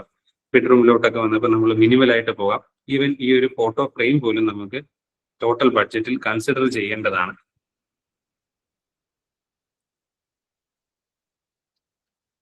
നമ്മൾ ബഡ്ജറ്റ് കുറയ്ക്കുക എന്നുള്ളൊരു ഉദ്ദേശത്തോടു കൂടിയാണ് ലോഫ്റ്റ് വെക്കാതിരുന്നത് ഈ ഒരു വീട്ടിൽ. പക്ഷെ ലോഫ്റ്റ് ഇല്ല എന്ന് പറഞ്ഞാൽ ആ ഒരു അഭംഗി കുറയ്ക്കാനായിട്ട് ഞങ്ങൾ ഈ ഒരു എലമെന്റിനെയൊക്കെ ഡിസൈൻ എലമെന്റ് ആയിട്ട് ആഡ് ചെയ്യുകയായിരുന്നു ഉണ്ടായിരുന്നത്. ഇനി ഒരു എക്സാമ്പിൾ ഞാൻ കാണിച്ചു തരാം. പ്രീമിയം ഇന്റീരിയേഴ്സിൻ്റെത് നമുക്ക് വളരെ പ്രീമിയം ആയിട്ട് പോകുമ്പോൾ ഒരു ബെഡ്റൂമിന് തന്നെ ഒരു 7 to 8 ലാക്സ് സ്പെൻഡ് ചെയ്യണം എന്നുണ്ടെങ്കിൽ നമുക്ക് ഈ രീതിയിലൊക്കെ ചെയ്തു പോകാം. ഒരു എക്സാമ്പിൾ നോക്കിക്കോളൂ. കണ്ടോ, ഇതിനകത്ത് യൂസ് ചെയ്തിരിക്കുന്ന മെറ്റീരിയൽസിലാണ്. ഇതെല്ലാം നമ്മൾ എക്സാക്ട് തടി വെച്ചിട്ട് തന്നെ ചെയ്തെടുക്കുന്ന മെറ്റീരിയലാണ്. ഇത് പ്ലൈവുഡിൽ ചെയ്ത് PU പെയിന്റിങ് ഒക്കെ കൊടുത്തെടുക്കുമ്പോൾ തന്നെ നമുക്ക് നല്ല PU ഫിനിഷ് 5 ലെയറിലൊക്കെ ചെയ്യുന്ന രീതിയിൽ കറക്റ്റ് നമ്മൾ ചെയ്തെടുത്തു കഴിഞ്ഞാൽ എക്സാക്ട് ഭയങ്കര പ്രീമിയം ഫിനിഷ് വരുന്നതാണ്. അപ്പോൾ അങ്ങനെയുള്ള ഒരു അപ്പിയറൻസ് ആണ് വേണ്ടതെന്നുണ്ടെങ്കിൽ മാത്രമാണ് ഇപ്പൊ ഇതിനെ ഒരു 30 ലാക്സ് ആൻഡ് എബോവ് എന്നുള്ള രീതിയിൽ നമുക്ക് നോക്കാം. ഒരു ഡിസൈനർ നിങ്ങളുടെ കൂടെ ഉണ്ടെന്നുണ്ടെങ്കിൽ നിങ്ങൾക്ക് വളരെ നല്ല പ്രയോജനമാണ്. അവരുടെ ഡിസൈൻ സ്റ്റൈൽ നിങ്ങൾ ആദ്യം മനസ്സിലാക്കുക എന്നുള്ളത് മാത്രമാണ് ചെയ്യുന്ന ഒരു കാര്യം. കണ്ടോ, ഇതിനകത്ത് സെപ്പറേറ്റ് ആയിട്ടൊരു സ്റ്റഡി സ്പേസ് ഉണ്ട്. സ്റ്റഡിക്ക് വേണ്ടിയിട്ട് കൊടുത്ത ഏരിയാസ് ഇവിടെ കാണാൻ കഴിയും. ബെഡ്റൂമിനകത്ത് തന്നെ ഒരു ബാൽക്കണി സ്പേസ് സൈഡിലേക്ക് പോകുമ്പോൾ കൊടുത്തിട്ടുണ്ട്. അതെല്ലാം ഈ ഒരു ഡിസൈൻ്റെ ഭാഗമായിട്ട് ചെയ്തെടുത്തു. ഇനി ഈ ഒരു ഭാഗമുണ്ടോ, ഇത് ഒരു വാക്ക് ഇൻ വാർഡ്രോബാണ്. അരിസ്റ്റോ എന്ന് പറഞ്ഞൊരു ബ്രാൻഡൊക്കെ നിങ്ങൾ കേട്ടിട്ടുണ്ടാകും. അതിന്റെ ഷട്ടേഴ്സിന് മാത്രം ചിലപ്പോൾ ഒരു 80,000 രൂപ വരും. ഇതിന്റെ പല ഡോർ ചെയ്യുന്ന ഒരു എലമെന്റ് മാത്രം. അപ്പോൾ പ്രീമിയം വർക്കുകളിലോട്ട് പോകുമ്പോഴാണ് നമ്മൾ ഇങ്ങനത്തെ കാര്യങ്ങൾ യൂസ് ചെയ്യേണ്ടത്. ഞാൻ ചില വീടുകളിൽ കണ്ടിട്ടുള്ള ഒരു മിസ്റ്റേക്ക് എന്താണെന്ന് അറിയാമോ? നമുക്ക് ടോട്ടൽ ബഡ്ജറ്റ് നോക്കാതെ ഇപ്പൊ സ്റ്റെയർ കേസ് എന്നുള്ള ഒറ്റ എലമെന്റ് ഹൈലൈറ്റ് ചെയ്യാൻ ചിലപ്പോൾ നമ്മളൊരു 8 ലക്ഷം രൂപയൊക്കെ മുടക്കുന്നത് കണ്ടിട്ടുണ്ട്. തേക്കിന്റെ തന്നെ തടി എടുത്ത് സ്റ്റെയർ കേസ് ഫുള്ള് ഹൈലൈറ്റ് ചെയ്യും. പക്ഷെ ഇന്റീരിയറിൽ നോക്കിയാൽ ബാക്കി എലമെന്റ് കാണില്ല. എൻ്റെ ഒരു അഭിപ്രായത്തിൽ കുറച്ചുകൂടെ ബെറ്റർ എന്ന് പറഞ്ഞു കഴിഞ്ഞാൽ നമുക്കിപ്പം മറ്റ് തരത്തിലുള്ള തടികളൊക്കെ കിട്ടും. ഫുൾ പാനലിംഗ് ചെയ്യണമെന്നില്ല. അപ്പൊ നമുക്ക് കുറച്ച് ബഡ്ജറ്റ് റിലീസായി കിട്ടും. ആ ഒരു ബഡ്ജറ്റ് നമുക്ക് നല്ല ലൈറ്റ്സ് മേടിക്കാനും നല്ല ബെഡ്ഷീറ്റുകൾ, കളർ തീമിന് അനുസരിച്ചിട്ടുള്ള ബെഡ്ഷീറ്റുകൾ, അതും ഒരു ഡിസൈനറുടെ റോളിൽ വരുന്നതാണ്. ഇത്രയും കാര്യങ്ങൾ നമ്മൾ ചെയ്തെടുക്കുമ്പോഴാണ് ഫിക്സ് ആവുന്നത്. അതിനകത്ത് അതുപോലെ തന്നെ ഡിസൈനിന്റെ കൂടെ നമ്മൾ എന്ത് തരം ലൈറ്റാണ് യൂസ് ചെയ്യുന്നത്, അത് എവിടെയൊക്കെയാണ് അവൈലബിൾ ആയിട്ടുള്ളത്, ഇത്തരത്തിലുള്ള ഡീറ്റെയിലിംഗ് ഫുള്ള് വരുന്നു. അതിന്റെ കൂടെ നമുക്ക് 3D കണ്ടു കഴിഞ്ഞാൽ സൈറ്റിൽ നിൽക്കുന്ന ആളുകൾക്ക് കറക്റ്റ് ചെയ്യാൻ പറ്റില്ല. ഇതുപോലെ ഡീറ്റെയിൽഡ് ആയിട്ടുള്ള മെഷർമെന്റ് കൊടുത്തിട്ടുള്ള ഡ്രോയിങ്ങുകളും കൊടുക്കണം. ഇത്രയും വന്നു കഴിയുമ്പോഴത്തേക്ക് പീരിയോഡിക് ആയിട്ട് സൈറ്റ് വിസിറ്റ് കൂടെ ചെയ്ത് കഴിഞ്ഞാൽ കൃത്യമായിട്ട് നമുക്ക് ഇന്റീരിയേഴ്സ് ചെയ്തെടുക്കാൻ കഴിയുന്നതാണ്. അപ്പം ബഡ്ജറ്റിനെ കുറിച്ചൊരു ഐഡിയ കിട്ടിയെന്നും എന്ത് മെറ്റീരിയൽസ് ആണ് നമ്മൾ ചൂസ് ചെയ്യേണ്ടതെന്നും ആ ചൂസ് ചെയ്യേണ്ട മെറ്റീരിയലുകൾ ആരെയൊക്കെയാണ് നമ്മുടെ പ്രൊജക്റ്റിൽ ഇൻവോൾവ് ചെയ്യിക്കേണ്ടതെന്നും എനിക്കൊരു ഐഡിയ തരാൻ കഴിഞ്ഞു എന്ന് ഞാൻ വിശ്വസിക്കുന്നു. അപ്പം എൻ്റെ ഒരു ബ്രീഫ് ആയിട്ടുള്ള ഒരു സെഷൻ ഇവിടെ കഴിയുകയാണ്. ഇനി നമുക്ക് ക്വസ്റ്റ്യൻസ് എടുക്കാവുന്നതാണ്. Okay sir, thank U. അപ്പോൾ നമ്മുടെ Q&A സെഷൻ സ്റ്റാർട്ട് ചെയ്യാം. അതിനായിട്ട് നിങ്ങളുടെ വിൻഡോയിലെ ഹാൻഡ് റേസിംഗ് ഓപ്ഷനിൽ ക്ലിക്ക് ചെയ്ത് കഴിഞ്ഞ് കഴിഞ്ഞാൽ നിങ്ങൾക്ക് ആ ഓർഡറിൽ ക്വസ്റ്റ്യൻസ് ചോദിക്കാം. സോ ആദ്യമായിട്ട് ഹാൻഡ് റേസ് ചെയ്തിരിക്കുന്നത് രമേശൻ ചാലിൽ സാറാണ്. രമേശൻ സാർ ഒന്ന് അൺമ്യൂട്ട് ചെയ്തതിനു ശേഷം സാറിന് ക്വസ്റ്റ്യൻസ് ചോദിക്കാം. രമേശൻ ചാലിൽ സർ.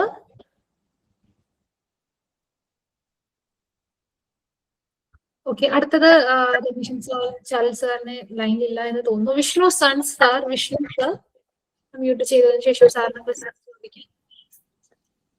ഹലോ, കേൾക്കാമോ? Hello, good evening. കേൾക്കാം. Good evening. എൻ്റെ ഡൗട്ട്, ഈ പ്രസന്റേഷനിൽ നമ്മുടെ അലൂമിനിയം കിച്ചണിന്റെ ഒരു സെഷൻ വന്നപ്പോൾ ആ സെക്ഷനിൽ പറഞ്ഞത് യൂഷ്വലി അലൂമിനിയം ഒരു 5 years വരെ ഒരു ലൈഫ് പറഞ്ഞായിരുന്നു. അപ്പം കമ്പയർഡ് ടു മറ്റേ ഈ മൾട്ടിവുഡ് അല്ലെങ്കിൽ ഈ പ്ലൈവുഡ്, അലൂമിനിയത്തിന് പൊതുവെ ലൈഫ് കുറവാണോ അതോ? അതെ, അലൂമിനിയത്തിന് ലൈഫ് കുറവാണ്. കാരണം അലൂമിനിയം ഞാൻ ഉദ്ദേശിക്കുന്നത് നമ്മുടെ ഒരു 5 lakh അതിന്റെ ഉള്ളിൽ വരുന്ന അലൂമിനിയമാണ്. അലൂമിനിയം ഒരുപാട് പ്രീമിയത്തിലോട്ട് പോകുന്നതല്ല. അപ്പം ബേസിക് ആയിട്ടുള്ള ഒരു അലൂമിനിയം വർക്ക് ചെയ്ത് കഴിഞ്ഞാൽ അതിനകത്ത് കുറച്ച് ലൈറ്റ് വെയിറ്റ് ആയിട്ടുള്ള മെറ്റീരിയൽസ് ഒക്കെ ആയിരിക്കും വരുന്നത്. സാധാരണഗതിയിലുള്ള യൂസിൽ ഒരു 5 years 7 years ഒക്കെയാണ് അതിന്റെ ഒരു ലൈഫ് കാണുന്നത്. ഒരു കാര്യം കൂടെ, അതിൽ ഈ ലൈഫ് എന്ന് ഉദ്ദേശിച്ച മെറ്റീരിയൽ ഡീഗ്രേഡ് ആവുന്നതാണോ? അല്ല, മെറ്റീരിയൽ ഡീഗ്രേഡ് ആവുന്നതല്ല. മെറ്റീരിയൽ അങ്ങനെ ഡീഗ്രേഡ് ആവത്തില്ല. പക്ഷെ അതിനകത്ത് ഇപ്പൊ നമുക്കൊരു ചെറിയൊരു ഇമ്പാക്ട് ഉണ്ടായിരുന്നിരിക്കട്ടെ അലൂമിനിയത്തിന്റെ ഫ്രെയിമില്, ആ ഇമ്പാക്ട് അവിടെ കാണാം. അങ്ങനെ ഇപ്പൊ നമ്മൾ കിച്ചണിൽ വർക്ക് ചെയ്യുന്ന സമയത്ത് ചെറിയ ഇമ്പാക്റ്റുകളൊക്കെ അവിടെ ഇവിടെയൊക്കെ ആയിട്ട് വന്നിട്ട് കുറച്ച് കാലം കഴിയുമ്പോഴത്തേക്ക് അത് അവിടെ റീറ്റെയിൻ ചെയ്യുന്നതായിരിക്കും. പിന്നെ ഹിഞ്ചസ് ഒക്കെ അലൂമിനിയത്തിന് പൊതുവെ ലൈറ്റ് വെയിറ്റ് ആയതുകൊണ്ട് തന്നെ ലൈറ്റ് വെയിറ്റ് ഹിഞ്ചസ് ആണ് പലരും യൂസ് ചെയ്യുന്നത്. ഇപ്പം പ്രീമിയം ഹിഞ്ചസിലോട്ട് പോയിട്ടായിരിക്കില്ല അലൂമിനിയത്തിന്റെ ഹിഞ്ചസ് ഒക്കെ വരുന്നത്. അപ്പൊ പല വീടുകളിലും ഞാൻ കണ്ടിട്ടുള്ളത്, നമ്മൾ യൂസ് ചെയ്യുന്ന ബഡ്ജറ്റ് മെറ്റീരിയൽ എന്നുള്ള രീതിയിൽ നമ്മൾ അലൂമിനിയത്തെ യൂസ് ചെയ്യുമ്പം അതിന്റെ ആക്സസറീസ് ഒക്കെ പെട്ടെന്ന് ഡീഗ്രേഡ് ആവുന്നതായിട്ട് ഞാൻ കാണാറുണ്ട്. അത് വെച്ചിട്ടാണ് ഞാൻ പറഞ്ഞത്. അതല്ലെങ്കിൽ നമ്മൾ പ്രീമിയം ബ്രാൻഡ്സിന്റെ ഒക്കെ ആക്സസറീസ് യൂസ് ചെയ്ത് കഴിഞ്ഞാൽ കുറച്ചുകൂടെ ഒക്കെ ലൈഫ് കിട്ടുന്നതാണ്. ഇപ്പൊ ഹാഫ്ലെ, കെറ്റിക്ക് പോലുള്ള ബ്രാൻഡഡ് ആയിട്ടുള്ളത് എടുക്കണം. ഇപ്പൊ നോൺ ബ്രാൻഡ് എടുത്തു കഴിഞ്ഞാൽ അതിന്റെ ലൈഫ് കുറയും. ഓക്കെ, ഒരു ലാസ്റ്റ് ക്വസ്റ്റ്യൻ, ഒരു ഫോളോ അപ്പ് ക്വസ്റ്റ്യൻ കൂടെ. ഈ ഒരു അലൂമിനിയം ഫ്രെയിമിൽ ഒരു ഫ്ലൂട്ടഡ് ഗ്ലാസ് ആ ഒരു കോമ്പിനേഷൻ ചെയ്യുമ്പോൾ അത് ലൈഫ് കൂട്ടുമോ അതോ അങ്ങനെയാണ്? ഫ്ലൂട്ടഡ് ഗ്ലാസ് എന്തായാലും അലൂമിനിയത്തിൽ ചെയ്തു പോകത്തുള്ളൂ. അപ്പോ അതിന് സാധാരണ അലൂമിനിയം ചാനൽ അല്ല എടുക്കുന്നത്, പ്രീമിയം അലൂമിനിയം ചാനൽസ് ഉണ്ട്. അപ്പൊ അത്തരത്തിലുള്ള ഒരു പ്രീമിയം അലൂമിനിയം ചാനൽ യൂസ് ചെയ്ത് അതിനകത്ത് ഗ്ലാസ് പ്ലേസ് ചെയ്യുന്നു എന്നുണ്ടെങ്കിൽ നല്ല ആക്സറി വെച്ചിട്ട് നമ്മൾ അതിനെ ഫിക്സ് ചെയ്ത് കഴിഞ്ഞാൽ അത് റീറ്റെയിൻ ആയിക്കോളും. അതിന് പ്രശ്നമൊന്നും വരത്തില്ല. പിന്നെ നമ്മൾ യൂസ് ചെയ്യുന്നതനുസരിച്ചിരിക്കും. പെട്ടെന്ന് വലിച്ചടയ്ക്കാനോ വലിച്ചു തുറക്കാനോ ഒക്കെ പോകുമ്പോൾ കുറെ കാലം കഴിയുമ്പോൾ എന്തായാലും വേറെ ആൻഡ് വേറെ ഉണ്ടാവുമല്ലോ. Okay, thank you. Okay sir. അടുത്തത് ഹാൻഡ് റൈസ് ചെയ്തിരിക്കുന്നത് സബ് ഡിവിഷൻ ടെക്നിക്കൽ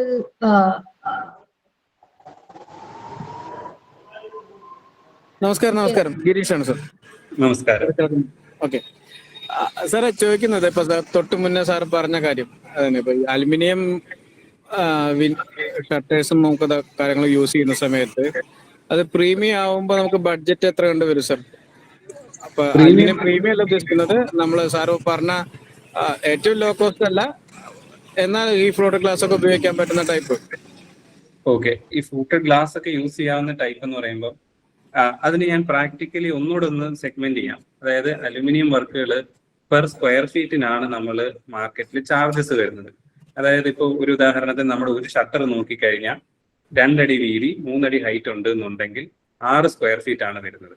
ആ ഒരു സ്ക്വയർ ഫീറ്റ് ചെയ്തെടുക്കാനുള്ള ചാർജ് ആയിട്ട് പൊതുവെ പറഞ്ഞു വരുന്നത് 900-800 റുപ്പീസ് ഒക്കെയാണ് ഏറ്റവും ലോ എൻഡ്. കുറച്ചുകൂടെ പ്രീമിയം ആയിട്ട് പോകുന്നു. ഞാൻ ഈ പറഞ്ഞ ഫ്ലെക്സി ഫോൾഡ് ഷട്ടേഴ്സ് ഒക്കെ ആണ് നിങ്ങൾക്ക് യൂസ് ചെയ്യേണ്ടത്. നല്ല ഹിഞ്ചസ് ഒക്കെ ഇപ്പൊ ഹാഗറ്റിക്കിന്റെ ഒക്കെ ഹിഞ്ചസ് വെക്കുന്നുണ്ടെങ്കിൽ 1200 റേഞ്ചിലായിരിക്കും പെർ സ്ക്വയർ ഫീറ്റിന് അലൂമിനിയം വരുന്നത്.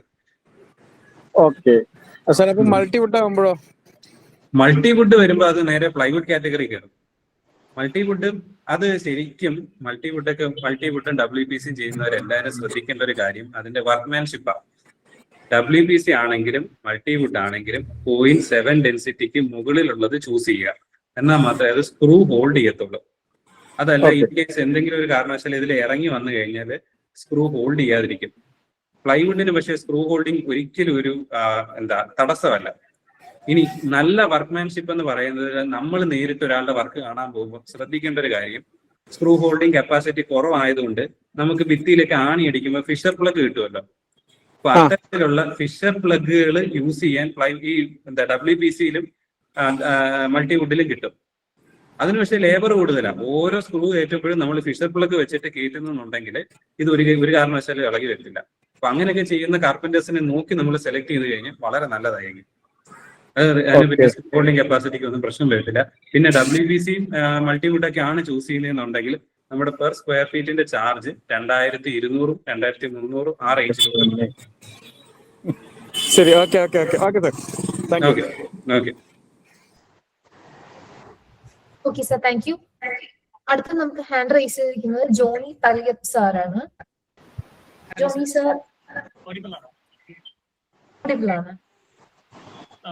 എനിക്ക് ഒരു ഡൗട്ട്. ഞങ്ങൾ കോട്ടിയാട് ഏരിയ എന്ന് പറഞ്ഞൊരു ഏരിയ ഉണ്ടാക്കുന്നുണ്ട്, ഒരു ചെറിയ ഏരിയ. അപ്പോൾ അതിന്റെ അത് പോളികാർബണേറ്റ് ഷീറ്റ് മുകളിൽ ഇട്ട് കഴിഞ്ഞാൽ അതാണ് നല്ലത്, ട്രാൻസ്പാരന്റ് കിട്ടാൻ വേണ്ടി, സൺലൈറ്റ് പാസ് ചെയ്യാൻ വേണ്ടി. അപ്പോ ഏതാണ് ഏരിയ ഏറ്റവും നല്ലത്, ഏതായിരിക്കും അവിടെ മുകളിലേക്ക് ഇടുന്നത്? പോളികാർബണേറ്റ് ലൈഫ് കുറവാണ് ആക്ച്വലി. പോളികാർബണേറ്റ് ഒക്കെ നമുക്ക് ചെയ്യുമ്പോൾ ഇതിനകത്ത് കളറൊക്കെ ഫെയ്ഡായി കഴിഞ്ഞാൽ കുറച്ചു കാലം കഴിയുമ്പോൾ അത് ഫ്രോസ്റ്റഡ് ആകും. നമുക്ക് പക്ഷെ ബഡ്ജറ്റിൽ കിട്ടും, എന്നാൽ ഒരുപാട് ചീപ്പും അല്ല പോളികാർബണേറ്റ്. അതിന് ഭേദം നമ്മളൊരു നല്ല ഗ്ലാസ് നോക്കിയിട്ട് അത് റെഗുലർലി എല്ലാ മൺസൂണിലും വാഷ് ചെയ്ത് നീറ്റാക്കി കൊണ്ടുപോകുന്നതായിരിക്കും കുറച്ചുകൂടി ഒരു ബെറ്റർ ഇൻവെസ്റ്റ്മെന്റ് ആയിട്ട് വരുന്നത്. അത് ആക്ച്വലി പോളികാർബണേറ്റിന്റെ സെയിം റേറ്റ് ആണോ? അല്ല, പോളികാർബണേറ്റിനേക്കാളും എക്സ്പെൻസീവ് ആകും ഗ്ലാസ് ചെയ്യുമ്പോൾ. ഇനി ഒരു ഡൗട്ട് കൂടി, സോറി. നമ്മുടെ കിച്ചണിലെ എപ്പോ എന്ന് പറഞ്ഞ അക്സസറീസ് ഇല്ലേ, എപ്കോ അത് നല്ല ബ്രാൻഡ് ആണോ ആക്ച്വലി? തീർച്ചയായിട്ടും എപ്കോയും സ്ലീക്കും ഒക്കെ ഒരേ കാറ്റഗറിയിൽ വരുന്നതാണ്. SLEEK, EBCO, എപ്കോ തുടങ്ങിയ ബ്രാൻഡൊക്കെ നമുക്കിപ്പം ടോയ്ലറ്റിലൊക്കെ പോകുമ്പോൾ നമുക്ക് പാരിവെയർ അതല്ലെങ്കിൽ സെറ എന്നൊക്കെ പറയുമല്ലോ, അതൊരു എൻട്രി ലെവൽ സെഗ്മെന്റിൽ നല്ല സാധനങ്ങൾ ഉണ്ടാകും. പിന്നെ ഇവരുടെ തന്നെ പ്രീമിയം റേഞ്ചസ് ഉണ്ട്. ഇപ്പം ഞങ്ങളൊരു പ്രീമിയം വീട് റീസെന്റ് ചെയ്തപ്പോൾ അവിടെ എപ്പോടെ തന്നെ ഗ്ലാസ് ഹിഞ്ചസ് ഒക്കെ വരുന്നതുണ്ട്. അപ്പൊ അത്തരത്തിലുള്ള ഹിഞ്ചസ് ഒക്കെ ഈ എപ്പോ തന്നെ ഇറങ്ങുന്നതുണ്ട്. അപ്പോൾ നമുക്ക് നോക്കി സെലക്ട് ചെയ്യാവുന്നതാണ്. പക്ഷെ ഏത് ബ്രാൻഡ് എടുത്താലും കഴിയുന്ന സ്റ്റെയിൻലെസ് സ്റ്റീലൊക്കെ എടുത്ത് പോകാൻ ശ്രദ്ധിക്കുക. സോഫ്റ്റ് ക്ലോസ് ഹിഞ്ചസ് യൂസ് ചെയ്യുക, അതായിരിക്കും കുറച്ചുകൂടെ ലൈഫ് കിട്ടുന്നത്. Thank you sir. അടുത്തത് ബിപിൻ രാജ് സാറാണ് ഹാൻഡ് റൈസ് ചെയ്തിരിക്കുന്നത്. ബിപിൻ രാജ് സാർ അൺമ്യൂട്ട് ചെയ്തതിന് ക്വസ്റ്റ്യൻസ് ചോദിക്കാം. Hello sir. ഹലോ, എനിക്ക് അറിയാനുള്ളത് 13 ലക്ഷത്തിന്റെ ഒരു ബഡ്ജറ്റ് പറഞ്ഞല്ലോ. 13 ലക്ഷത്തിന്റെ ബഡ്ജറ്റ് പറയുമ്പോൾ നമ്മൾ അതിൽ എന്തൊക്കെയാണ് ഉൾപ്പെടുന്നത്? അതായത് ഞാൻ ഉദ്ദേശിക്കുന്നത് സീലിംഗ്, ജിപ്സം സീലിംഗ് ഉണ്ടോ, അതിൽ വരുന്ന ലൈറ്റ്സ് ഉണ്ടോ, അതൊക്കെയാണ് എനിക്ക് അറിയാനുള്ളത്. 13 ലക്ഷത്തിനുള്ളിൽ ആവണമെങ്കിൽ നമ്മൾ എന്തൊക്കെയാണ് ഉൾപ്പെടുത്തേണ്ടത്, എന്തൊക്കെയാണ് അതൊന്ന് വിട്ടിട്ട് വരുന്നത്, എക്സീഡിങ് ആയിട്ട് വരുന്നത്, അതാണ് അറിയേണ്ടത്. ഓക്കെ, ഞാൻ ഇപ്പൊ എക്സ്പ്ലെയിൻ ചെയ്ത വർക്കില് എല്ലാം ഉൾപ്പെടുന്നുണ്ടായിരുന്നു. ഇപ്പൊ നമുക്ക് പെയിന്റിങ് കുട്ടി കഴിഞ്ഞ് കിടക്കുന്ന ഒരു വീടാണെങ്കിൽ ആ വീട്ടില് നമുക്ക് ഫോൾ സീലിംഗ് ചെയ്ത് ആ ഫോൾ സീലിംഗ് കംപ്ലീറ്റ് കുട്ടി വർക്ക് കൊടുത്ത് അതിനകത്ത് ഇലക്ട്രിക്കൽ വർക്ക് ചെയ്ത് ലൈറ്റ്സ് പ്ലേസ് ചെയ്യുന്നതും, പിന്നെ റൂമുകളിലേക്ക് വന്നു കഴിഞ്ഞാൽ ടെക്സ്ചർ പെയിന്റ് ആണ് ഞാൻ ഉദ്ദേശിച്ചത്. അല്ലാതെ വീടിന്റെ ഫുൾ ഇന്റീരിയറിൽ നമുക്ക് എമൾഷൻ 2 ലെയർ കൊടുക്കുന്നത് ഇതിനകത്ത് കണക്ക് കൂട്ടിയിട്ടില്ല. പക്ഷെ ടെക്സ്ചർ പെയിന്റ്സ് ഒക്കെ ഉണ്ടെങ്കിൽ അവിടെ എല്ലാം കൊടുക്കാവുന്നതും വാൾപേപ്പേഴ്സ് എല്ലാം കൺസിഡർ ചെയ്തിട്ടുണ്ട്. അതുപോലെ റൂമിൽ വരുന്ന എല്ലാ ഫർണിച്ചേഴ്സ്, ബെഡ്, മാട്രസ്, അതുപോലുള്ള എല്ലാ ആക്സറീസ് വിത്ത് ഡെക്കറേറ്റീവ് ഐറ്റംസ്, ഈവൻ ബെഡ്ഷീറ്റ് വരെ അതിനകത്ത് ഉൾപ്പെടും. എല്ലാം ഉണ്ടാവും. ഓക്കെ ഓക്കെ, എന്നാൽ മാത്രമാണ് 13 ലക്ഷത്തില് 13 ലക്ഷത്തിന്റെ അത് 3 ബെഡ്റൂം ആണ് ആ വീട്ടില് ഞാൻ കാണിച്ച സാമ്പിൾ. അത് എത്ര സ്ക്വയർ ഫീറ്റ് ആണെന്ന് പറയൂ? എത്ര സ്ക്വയർ ഫീറ്റിലാണ്? അത് 1800 സ്ക്വയർ ഫീറ്റിന്റെ ഒരു വീടാണ്. 1800 സ്ക്വയർ ഫീറ്റിന്റെ ഒരു വീട്ടില് ഇത്രയും കംപ്ലീറ്റ് ആയിട്ട് ഇന്റീരിയർ ചെയ്ത് വരുമ്പോൾ ഉള്ളൊരു ബഡ്ജറ്റ് ആണ് ഞാൻ എക്സ്പ്ലെയിൻ ചെയ്തത്. 13 to 14 ലാഖിനുള്ളിൽ തരില്ല ഒരു 800 സ്ക്വയർ ഫീറ്റ്. അതെ, ഇത് തന്നെ നമ്മൾ പ്ലൈവുഡിൽ ചെയ്യുകയാണെന്നുണ്ടെങ്കിൽ ഒരു 20-21 25 ആ റേഞ്ചിലോട്ടൊക്കെ പോകും. ഓക്കെ, ഡബിൾ ആയിട്ടുള്ള ഒരു പ്രൈസിലേക്ക് മാറും. ഇപ്പൊ അലുമിനിയത്തിൽ ഏത് ബ്രാൻഡ് ആണെന്നുണ്ടോ? അലുമിനിയം ചൂസ് ചെയ്യുന്നത് കേട്ടില്ല. അലുമിനിയം ചൂസ് ചെയ്യുന്നത് ഏതെങ്കിലും ഗ്രേഡോ ബ്രാൻഡ് ഉണ്ടോ അലുമിനിയത്തിന്? അലുമിനിയം അല്ല, അങ്ങനെ ഒരു സ്പെസിഫിക് ബ്രാൻഡ് ആയിട്ട് പറയാൻ ഒരുപാട് അവൈലബിൾ ആണ്.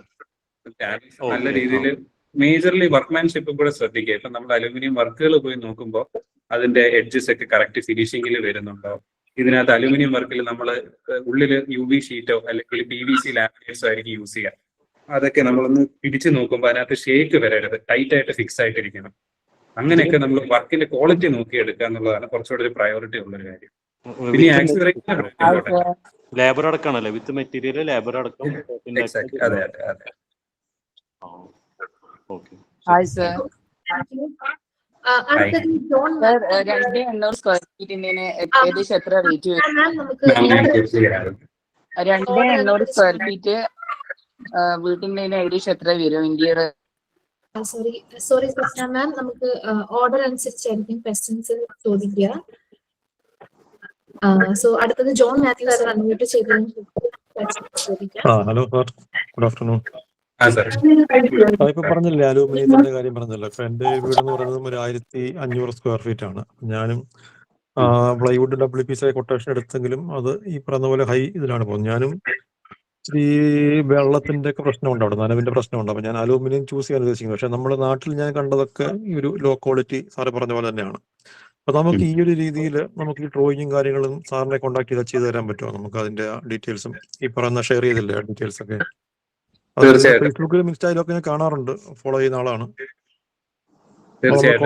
കോൺടാക്ട് ചെയ്ത് കഴിഞ്ഞാൽ ഈ ഒരു ഡീറ്റെയിൽസ് നമുക്ക് അവൈലബിൾ ആയിട്ട്. തീർച്ചയായിട്ടും ഞങ്ങളുടെ ഡീറ്റെയിൽസ് എല്ലാം അവൈലബിൾ ആണ്. പക്ഷെ എന്റെ ഒരു സിറ്റുവേഷൻ ഞാനിപ്പോ എക്സ്പ്ലെയിൻ ചെയ്യാം. നമ്മളൊരു 1.5 മന്ത്സിലേക്ക് നമ്മുടെ ടീം കംപ്ലീറ്റ്ലി ഇപ്പൊ വർക്കിലാണ്. അധികം വർക്കുകൾ ഞാൻ അറ്റ് എ ടൈം എടുക്കാറില്ല, കാരണം എനിക്ക് നല്ലൊരു സർവീസ് കൊടുക്കണമെന്ന് ആഗ്രഹമുള്ളതുകൊണ്ട് സാറിന് നമ്മളെ കോൺടാക്ട് ചെയ്യാം. നമുക്ക് ലേറ്റ് മതി, കാരണം എനിക്ക് കോൺക്രീറ്റ് കഴിഞ്ഞ് കിടക്കുന്നേ ഉള്ളൂ. ഇനിയും പ്ലാസ്റ്ററിങ്ങും കാര്യങ്ങളൊക്കെ ഉണ്ട്. എന്തായാലും ഒരു ജൂൺ കഴിയും, 5-6 മാസം സമയമുണ്ട്. Great, okay sir. നമ്മുടെ സോഷ്യൽ മീഡിയ ഹാൻഡിൽ വഴി നമ്മളെ കോൺടാക്ട് ചെയ്ത് കഴിഞ്ഞാൽ നമ്മളുമായിട്ട് സംസാരിക്കാൻ, ഞങ്ങളുടെ വർക്കുകളൊക്കെ നേരത്തെ എക്സ്പ്ലെയിൻ ചെയ്തു തരാം, എങ്ങനെ ആയിരിക്കും ഞങ്ങൾ സർവീസ് ചെയ്യുന്നത്. ഇപ്പൊ എനിക്ക് ലിമിറ്റഡ് ടൈം ആയതുകൊണ്ട് കൂടുതലൊന്നും പറഞ്ഞു തരാൻ കഴിയില്ല. നമ്മുടെ ടീമുമായിട്ട് ഡയറക്ട്ലി കോൺടാക്ട് ചെയ്താൽ എക്സാക്ട്ലി എന്തെല്ലാമാണ് ക്ലാരിറ്റി തരാം. അതൊരു 1 to 2 വീക്സിൽ തന്നെ ക്ലാരിറ്റി തരാൻ പറ്റും. അപ്പൊ ഞങ്ങളാണോ പാർട്ണർ എന്നുള്ളൊരു തീരുമാനം എടുക്കാൻ കഴിയുന്നതാണ്. ഈ അലൂമിനിയത്തിന് നമുക്ക് ഈ പറയുന്ന ലുക്ക് വൈസിൽ നമുക്കൊരു ക്വാളിറ്റി ഉണ്ടാവുമല്ലോ, ഈ പറയുന്ന ഹൈ ക്വാളിറ്റി മീൻസ് ഒരു ബ്രാൻഡഡ് മെറ്റീരിയൽ ഉപയോഗിച്ച് കഴിഞ്ഞാൽ? എക്സാക്ട്ലി, ലുക്ക് വൈസ് നല്ല ക്വാളിറ്റി ഫീൽ ചെയ്യും. പക്ഷേ ചില ലിമിറ്റേഷൻസ് ഉണ്ട്. ഇപ്പൊ പ്ലൈവുഡിൽ അവൈലബിൾ ആയിട്ടുള്ള പോലെ ഒരു വൈഡ് റേഞ്ച് ഓഫ് കളേഴ്സും മെറ്റീരിയൽസും ഒന്നും നമുക്ക് അലൂമിനിയത്തിൽ അവൈലബിൾ അല്ല. പിന്നെ ഇതിനകത്ത് സർ ഒരു എക്സാമ്പിൾ നോക്കി, ഞാൻ പ്രീമിയം വർക്ക് കാണിച്ചിട്ടുണ്ടായിരുന്നു. ആ വർക്കില് മിക്സ് ചെയ്യാം. നമുക്കൊരു ഷട്ടറിനകത്ത് തന്നെ ചിലപ്പോൾ ഗ്രൂവുകളൊക്കെ കൊടുത്ത് അടുത്തൊരു കളർ കയറ്റാൻ പറ്റും. അലുമിനിയത്തിൽ പക്ഷെ അത് പറ്റില്ല. ഒരു ഷട്ടർ ചെയ്താൽ ആ കളറിൽ തന്നെ അത് ചെയ്തെടുക്കാൻ പറ്റും. അതല്ല 2 എണ്ണം മിക്സ് ചെയ്യാൻ നിന്ന് കഴിഞ്ഞാൽ അതിന് ഫിനിഷിങ് കിട്ടത്തില്ല. അപ്പോൾ അങ്ങനെയൊക്കെയുള്ള ചെറിയ ലിമിറ്റേഷൻസും ഉള്ള മെറ്റീരിയൽ തന്നെയാണ്. പക്ഷെ നമ്മൾ ആ ഒരു ബഡ്ജറ്റ് ഉദ്ദേശിക്കുന്നുണ്ടെങ്കിൽ അതിനകത്ത് തന്നെ നിർത്തി ചെയ്യാം. പക്ഷെ ലിമിറ്റേഷൻസ് ഒരുപാടുണ്ട്. Okay sir, thank U. അടുത്തത് നമുക്ക് ഹാൻഡ് റൈസ് ചെയ്തിരിക്കുന്നത് ഷാജ് അഡ്രസ് സാറാണ്. Hello sir. നമ്മള് ഈ പലവേത്തിന്റെ കാര്യം പറയുമ്പോൾ അതിന്റെ കൂടെ മുമ്പ് ഏറ്റവും കൂടുതൽ വന്നിരുന്ന സംഗതി ഫെറോസിമെന്റ് ആണല്ലോ, ഫെറോസിമെന്റ് സ്ലാം. ഇപ്പോ അതിനെപ്പറ്റി പല പരാതികളും പല ഇതും പറയാറുണ്ട്. എന്നാൽ അതേസമയം ചിലരൊക്കെ അങ്ങനെ നന്നായി വൃത്തിയിൽ ചെയ്തിട്ടുള്ള പല വീഡിയോസും കാണാറുണ്ട്. അതിന് തമ്മിൽ എങ്ങനെയാണ് സാറിന്റെ അഭിപ്രായം? ഒരു ഫെറോസിമെന്റ് അലുമിനിയം കോംബോ വന്നാല് അത് എങ്ങനെയുണ്ടാവും? അതിന്റെ ഒരു ബഡ്ജറ്റും അതുപോലെ അതിന്റെ ഒരു ക്വാളിറ്റിയും. ഓക്കെ, എനിക്ക് അറിയുന്ന കാര്യങ്ങളല്ലേ കറക്റ്റ് പറയണ്ടേ. ഞാൻ ഫെറോസിമെന്റ് വെച്ച് ഇതുവരെ ചെയ്തിട്ടില്ല. ഞാൻ ചെയ്യുന്നത് കണ്ടിട്ടുണ്ട്. അത് ഇനിഷ്യലി തന്നെ ഡിസൈനിന്റെ സമയത്ത് ടൈലിടുന്നതിന് മുമ്പൊക്കെ നമ്മൾ ഫെറോസിമെന്റിന്റെ വർക്ക് ചെയ്ത് പോകുന്നതാണ് ഏറ്റവും ഐഡിയൽ. അപ്പം ഫെറോസിമെന്റിന്റെ പ്രൈസിങ് എങ്ങനെയാണ്, ഫെറോസിമെന്റിന്റെ ഡ്യൂറബിലിറ്റി എങ്ങനെയാണ് എന്നൊക്കെയുള്ള കാര്യത്തിൽ ഞാൻ എക്സ്പേർട്ട് അല്ല. അപ്പോ may be I am really sorry. Okay.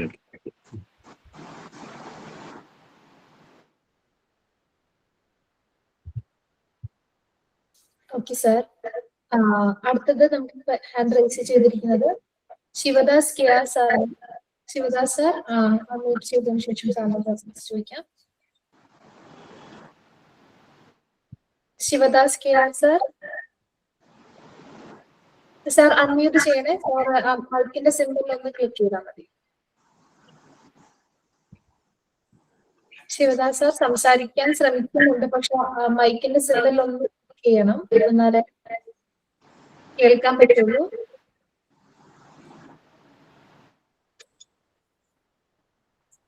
Sivadas K R sir, sir സംസാരിക്കുന്നത് കേൾക്കാൻ സാധിക്കുന്നില്ല, മൈക്ക് മ്യൂട്ട് ചെയ്തിട്ടാണ്.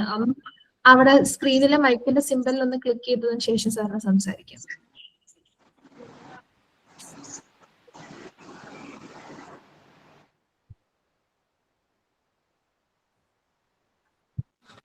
സാർ ക്വസ്റ്റ്യൻ ഉണ്ടെങ്കിൽ ചാറ്റ് ബോക്സ് സാറിന് പോസ്റ്റ് ചെയ്യാം. ചാറ്റ് ബോക്സിൽ എഴുതിയിട്ടാലും മതിയാവും സംസാരിക്കാൻ സാധിക്കുന്നതിൽ.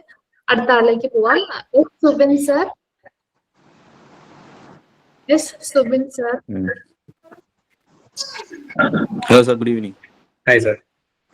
സാർ, നമ്മളിപ്പോ സാർ പറഞ്ഞ പോലെ തന്നെ ഒരു വീട് പണിയുമ്പോഴത്തേക്കും ഒരു ഐ തിങ്ക് 80 to 90% ആൾക്കാരും ഒരു ബിൽഡറിനെ കണ്ട് ഡിസൈൻ ചെയ്ത് കോസ്റ്റ് എഫക്റ്റീവ് ആയിട്ട് ബിൽഡിംഗ് പണിത് പോകുന്നതാണ് ഈ കേരളത്തിലൊരു ട്രെൻഡായിട്ട് കാണുന്നത്.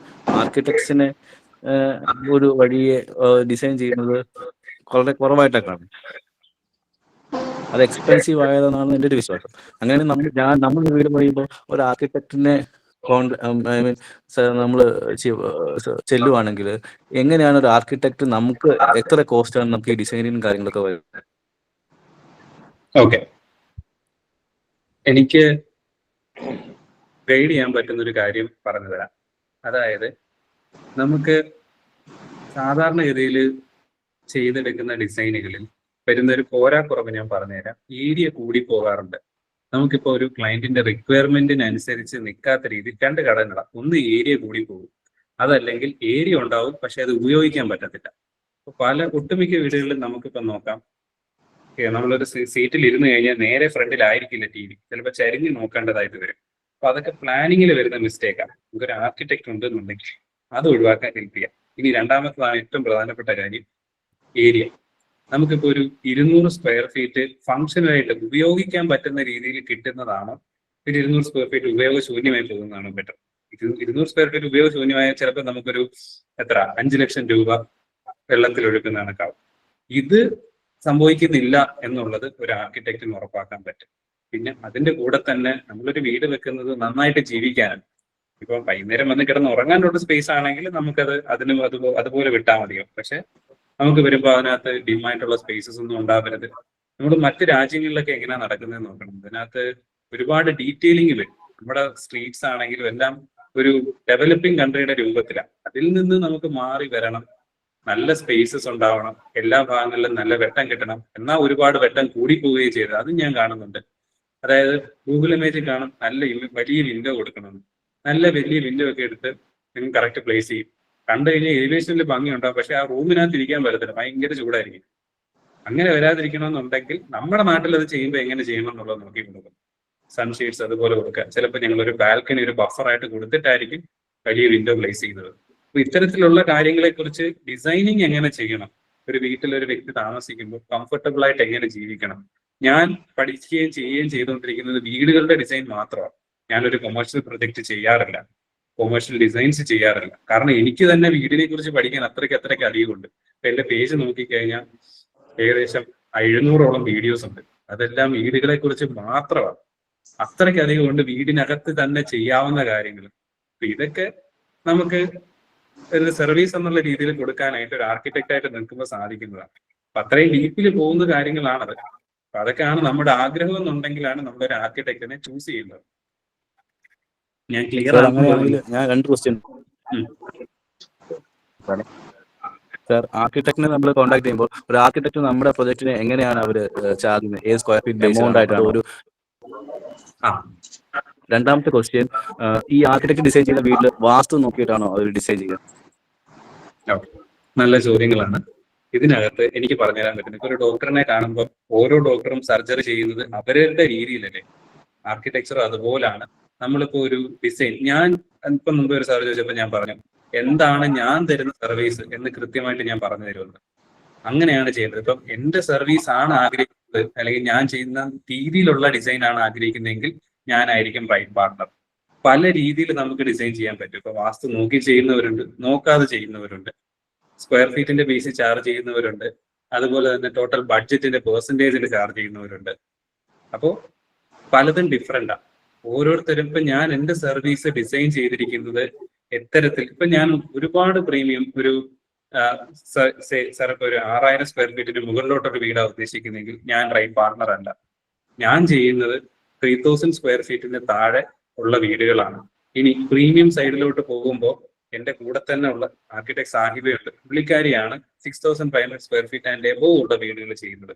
അപ്പോൾ ഓരോരുത്തർക്കും അവരവരുടേതായിട്ടുള്ള എക്സ്പെർട്ടീസ് ഉണ്ട്, അവരവരുടെ നീഷ് ഉണ്ട്. അപ്പം നമുക്ക് വേണ്ടുന്ന പാർട്ട്ണറിനെ ശരിക്കും നമ്മൾ തന്നെ തിരഞ്ഞെടുത്ത് കണ്ടുപിടിക്കുക. അതെങ്ങനെ തിരഞ്ഞെടുക്കണം എന്നുള്ളതാണ് ഞാൻ ഇന്നത്തെ ഒരു സെഷനിൽ ഉദ്ദേശിച്ചത്. ഹലോ, ശിവദാസിന്റെ ഓഡിയോ ശരിയായിട്ടുണ്ട്. ഞാൻ സംസാരിച്ചോളൂ.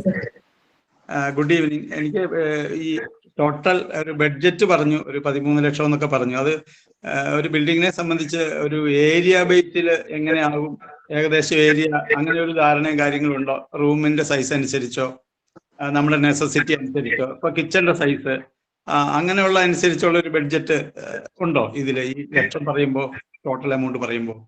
സർ, തീർച്ചയായിട്ടും അങ്ങനെ ഒരു കാര്യം പറയാൻ പറ്റും. പക്ഷെ അത് ഈ ഒരു അരമണിക്കൂർ വിൻഡോയിൽ നമുക്ക് പറ്റില്ല. ഇതിനകത്ത് ഞാൻ അങ്ങനെ പോകണമെന്നുണ്ടെങ്കിൽ ഡീപ്പായിട്ട് ഡൈവ് ചെയ്യണം, ഓരോ ചെറിയ എലമെന്റും എടുത്ത് സംസാരിക്കണം. അങ്ങനെ ഇരിക്കണമെന്നുണ്ടെങ്കിൽ നമുക്ക് ഒരുപാട് അധികം സമയം എടുക്കും. അങ്ങനെ ചെയ്യാവുന്നതാണ്, അങ്ങനെ എക്സ്പ്ലനേഷൻ ചെയ്തു തരാൻ പറ്റുന്നതുമാണ്. പക്ഷേ അത് പറയാനായിട്ടുള്ള ഒരു സമയം നമുക്ക് ഈ ഒരു ക്യാമ്പിൽ ഇല്ല. കിട്ടില്ല അല്ലേ? ശരി ശരി. ഒന്ന് ചോദിക്കട്ടെ, ഈ സാറിന്റെ സ്ഥാപനം എവിടെയാണ്? എന്റെ സ്ഥാപനം വരുന്നത് കൊല്ലമാണ്. കൊല്ലം. കേരളത്തിലെ എല്ലാ ഭാഗത്തും നമ്മൾ ഡിസൈൻ സർവീസ് കൊടുക്കാറുണ്ട്. സർവീസ് ചെയ്യുന്നുണ്ട് അല്ലേ? ഞാൻ പാലക്കാട് നിന്നാണ് സംസാരിക്കുന്നത്. കൊല്ലത്ത് സാർ എവിടെയാ ഓഫീസ്? കൊല്ലം കൊട്ടിയം എന്ന് പറയും. പാലക്കാട് ഞങ്ങള് റീസെന്റ് പാലക്കാട് പട്ടിത്തറ എന്ന് പറയുന്ന ഒരു സ്ഥലത്ത് ഒരു മാസം മുമ്പായിരുന്നു പ്രൊജക്ട് ഫിനിഷ് ചെയ്തത്. നന്നായിട്ട് വന്നിട്ടുണ്ടായിരുന്നു ആ വീട്. കൊട്ടിയം അല്ലേ? എന്റെ വൈഫ് ഹൗസ് ചാത്തന്നൂരാ. തൊട്ടടുത്ത് തന്നെയാണ്. ടീം മെമ്പേഴ്സിലൊക്കെ സാറിന്റെ നമ്പർ ഫേസ്ബുക്കിൽ ഉണ്ടാവും അല്ലേ? തീർച്ചയായിട്ടും സാർ, അങ്ങനെ അന്വേഷിച്ചാൽ മതി. ശരി, എന്തായാലും ഒന്ന് നമ്പർ കളക്ട് ചെയ്യുന്നുണ്ട്. ചില കാര്യങ്ങൾക്ക് വേണ്ടി എപ്പോഴെങ്കിലും ഒന്ന് നേരിട്ട് ബന്ധപ്പെടുന്നതുകൊണ്ട് വിരോധമുണ്ടോ? ഒരു ബുദ്ധിമുട്ടില്ല, കോൺടാക്ട് ചെയ്താൽ. Okay, thank you. Bye. Okay sir, അടുത്തത് ഹാൻഡ് റൈസ് ചെയ്തിരിക്കുന്നത് തിൻജോ തോമസ് സാറാണ്. Thinjo Thomas sir. Hi, good evening. Hi, good evening. ഞാന് നിങ്ങളെ പ്രസന്റേഷനില് ഒരു കൺസോൾ കാണിച്ചിരുന്നു, അലുമിനിയത്തിൽ ചെയ്തൊരു കൺസോള്. അപ്പൊ അങ്ങനെ ഇപ്പൊ അലുമിനിയത്തിൽ നമ്മൾ വിൻഡോ ചെയ്യുന്നവരും അങ്ങനെയൊക്കെ നമ്മൾ കാണുന്നുണ്ട്. പക്ഷെ ഇതൊക്കെ എങ്ങനെയാണ് ഒരു വെണ്ടറിനെ സെലക്ട് ചെയ്യുന്നത്? ഇപ്പൊ അലുമിനിയത്തിൽ ചെയ്യുന്ന ഒരു കൺസോളൊക്കെ ചെയ്യണമെങ്കിൽ നമ്മൾ എങ്ങനെയാണ് അങ്ങനെ ഒരു വെണ്ടറിനെ കണ്ടെത്തുന്നത്? അതും ഡെപ്തിൽ പോകേണ്ട ടോപ്പിക്കാണ്. അതിനാണ് ഞാൻ ഒരു 5 സ്റ്റെപ്പ് പ്രോസസ് എന്നുള്ള രീതിയിൽ പറഞ്ഞത്. ഇപ്പം നമ്മുടെ ഒരു വർക്കില് ഞാൻ ഫോളോ ചെയ്യുന്നൊരു കാര്യമാണ്. ഇപ്പൊ ഞങ്ങള് പുതിയതായിട്ട് ഇപ്പൊ പാലക്കാടാണെങ്കിലോ അല്ലെങ്കിൽ മറ്റെവിടെയെങ്കിലും സ്ഥലത്താണെങ്കിലും നമുക്ക് നോക്കുമ്പോൾ നമ്മൾ ക്ലയൻസിന്റെ അടുത്ത് പറയും ഒരു 5 ഓപ്ഷൻ നമുക്ക് നോക്കണം. ഈ 5 ഓപ്ഷൻ നോക്കിക്കഴിഞ്ഞാല് നമുക്ക് ഞങ്ങൾ തന്നെ കൃത്യമായിട്ട് പറഞ്ഞുതരും. ഇപ്പൊ ഒരു വർക്കിന്റെ ക്വാളിറ്റി, ഇപ്പൊ അലുമിനിയത്തിന്റെ ആളിനെ കാണാൻ പോകുന്നെങ്കിൽ എങ്ങനെ നല്ല ക്വാളിറ്റിയുള്ള അലൂമിനിയം വർക്ക് കാണും. അങ്ങനെ ഒരു 5 പേരുടെ നോക്കിയിട്ട് അവരുടെ ഫോട്ടോസ് എടുത്താൽ തന്നെ നമുക്കൊരു അണ്ടർസ്റ്റാൻഡിങ് കിട്ടും. ഈ 5 പേരിൽ നിന്ന് ഷോർട്ട് ലിസ്റ്റ് ചെയ്യുന്ന 2 പേരെ നമുക്ക് നേരിട്ട് പോയി കാണാം, അവരുടെ വർക്ക് അവിടെ വെച്ച് ക്വാളിറ്റി ചെക്ക് ചെയ്യാം, അതുപോലെ നമുക്ക് ഫൈനലൈസ് ചെയ്യാം. ഇതുപോലെ തന്നെ ആയിരിക്കും നമുക്ക് ഓരോ എലമെന്റും. ഇപ്പോ ശരിക്കും വർക്ക്മാൻഷിപ്പ് ഡിസൈനിന്റെ ഭാഗത്ത് നിന്ന് ഞാൻ ഡിസൈൻ ചെയ്ത് തന്നാലും വർക്ക്മാൻഷിപ്പ് നന്നായിട്ടുള്ളത് എന്നുള്ളത് ഒന്ന് ഉറപ്പാക്കണം. അത് ഈ പറയുന്ന 5 പേരെ കാണുക, 2 പേരുടെ വർക്ക് നേരിട്ട് പോയി കാണുക, ഒരാളിലേക്ക് ഫൈനലൈസ് ചെയ്യുക. അങ്ങനെയാണ് ഇപ്പൊ ഒരു ജനറലി എന്റെ ഒരു approach. Okay, thank you. Okay sir, അടുത്ത ഹാൻഡ് റൈസ് ചെയ്തിരിക്കുന്നത് സന്ദീപ്. ഹലോ. ഹലോ. എനിക്കൊരു ഡൗട്ട് എന്താ വെച്ചെങ്കിൽ കിച്ചന്റെ കൗണ്ടർ ടോപ്സ് ഉണ്ടല്ലോ, അതിപ്പോ കുറെ ടൈപ്പ് ഇറങ്ങുന്നുണ്ടല്ലോ. ക്വാർട്സ്, ഗ്രാനൈറ്റ്, മാർബിൾ, സാൻഡ്സ്റ്റോൺ, അങ്ങനെ. അതില് ഏറ്റവും ഈ കറയൊക്കെ വീണ അതധികം പിടിക്കാത്തത് അല്ലെങ്കിൽ ലാസ്റ്റ് ചെയ്യുന്നത്, ആ ഒരു ഫിനിഷ് നിൽക്കുന്നത് ഏത് മെറ്റീരിയൽ ആയിരിക്കും? ഞാൻ അങ്ങനെയാണെങ്കിൽ അതിനൊന്ന് സെഗ്രിഗേറ്റ് ചെയ്ത് പറയാം. ഒന്ന്, നമുക്ക് ബ്രാൻഡഡ് പ്രോഡക്ട്സ് പോയാൽ വളരെ നല്ലതായിരിക്കും. എനിക്ക് നേരിട്ടുണ്ടായ ഒരു എക്സ്പീരിയൻസ് ഞാൻ പറയാം. ഒരു പ്രീമിയം വീടായിരുന്നു, 6500 സ്ക്വയർ ഫീറ്റ് ആൻഡ് അബവ്. അവിടെ കിച്ചണില്, മെയിൻ കിച്ചണിൽ വെക്കാനായിട്ട് നാനോ വൈറ്റ് കജാരിയുടേത് വാങ്ങി. അത് നന്നായിട്ടിരുന്നു. പക്ഷെ ആ ഷോപ്പിന്റെ ഓണർ നമ്മുടെ ക്ലയന്റിനെ കൺവിൻസ് ചെയ്തിട്ട് പറഞ്ഞു, ഇതൊരു നോൺ ബ്രാൻഡ് ആണ്, വർക്കിംഗ് കിച്ചൺ വർക്ക് ഏരിയയിലൊക്കെ ഈ നാനോ വൈറ്റ് കൊടുത്താൽ മതി, ഇതിന് വില കുറവാണെന്ന് പറഞ്ഞത് കൊടുത്തു. പക്ഷെ പാലുകാച്ചിന് ശേഷം നമ്മൾ അത് ചെയ്ത് പാലിങ്ങോട്ട് കാച്ചി വെച്ചത് അതിനകത്ത് കറയും. അപ്പോൾ ബ്രാൻഡഡ് ആയിട്ടുള്ള പ്രോഡക്ട്സ് നോക്കി പോകുക എന്നുള്ളതാണ് ഏറ്റവും നന്നായിട്ട് ചെയ്യാൻ പറ്റുന്നത്. ഇപ്പൊ 30 രൂപയ്ക്ക് ടൈല് കിട്ടും എന്നൊക്കെ പറയും.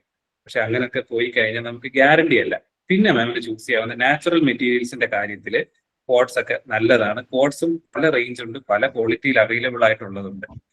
അപ്പോൾ ഏറ്റവും ധൈര്യമായിട്ട് ചെയ്യാവുന്നത് ബ്രാൻഡഡ് ആയിട്ടുള്ള പ്രോഡക്ട്സിലേക്ക് പോവാം. ഇപ്പം ടൈല് തറയിൽ വിരിക്കുന്നത് മാത്രമല്ല, കൗണ്ടർ ടോപ്പിന് മാത്രമായിട്ടും കിട്ടുന്നതാണ്.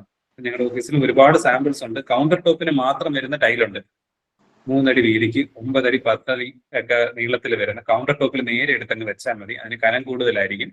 അങ്ങനെയൊക്കെയുള്ള മെറ്റീരിയലൊക്കെ പോയി കഴിഞ്ഞാൽ ഒരു ഡ്യൂറബിലിറ്റി ഉറപ്പാക്കാൻ പറ്റും. പിന്നെ നാച്ചുറൽ മെറ്റീരിയൽസ് കോട്സ് ഒക്കെ വളരെ നല്ലതാണ്.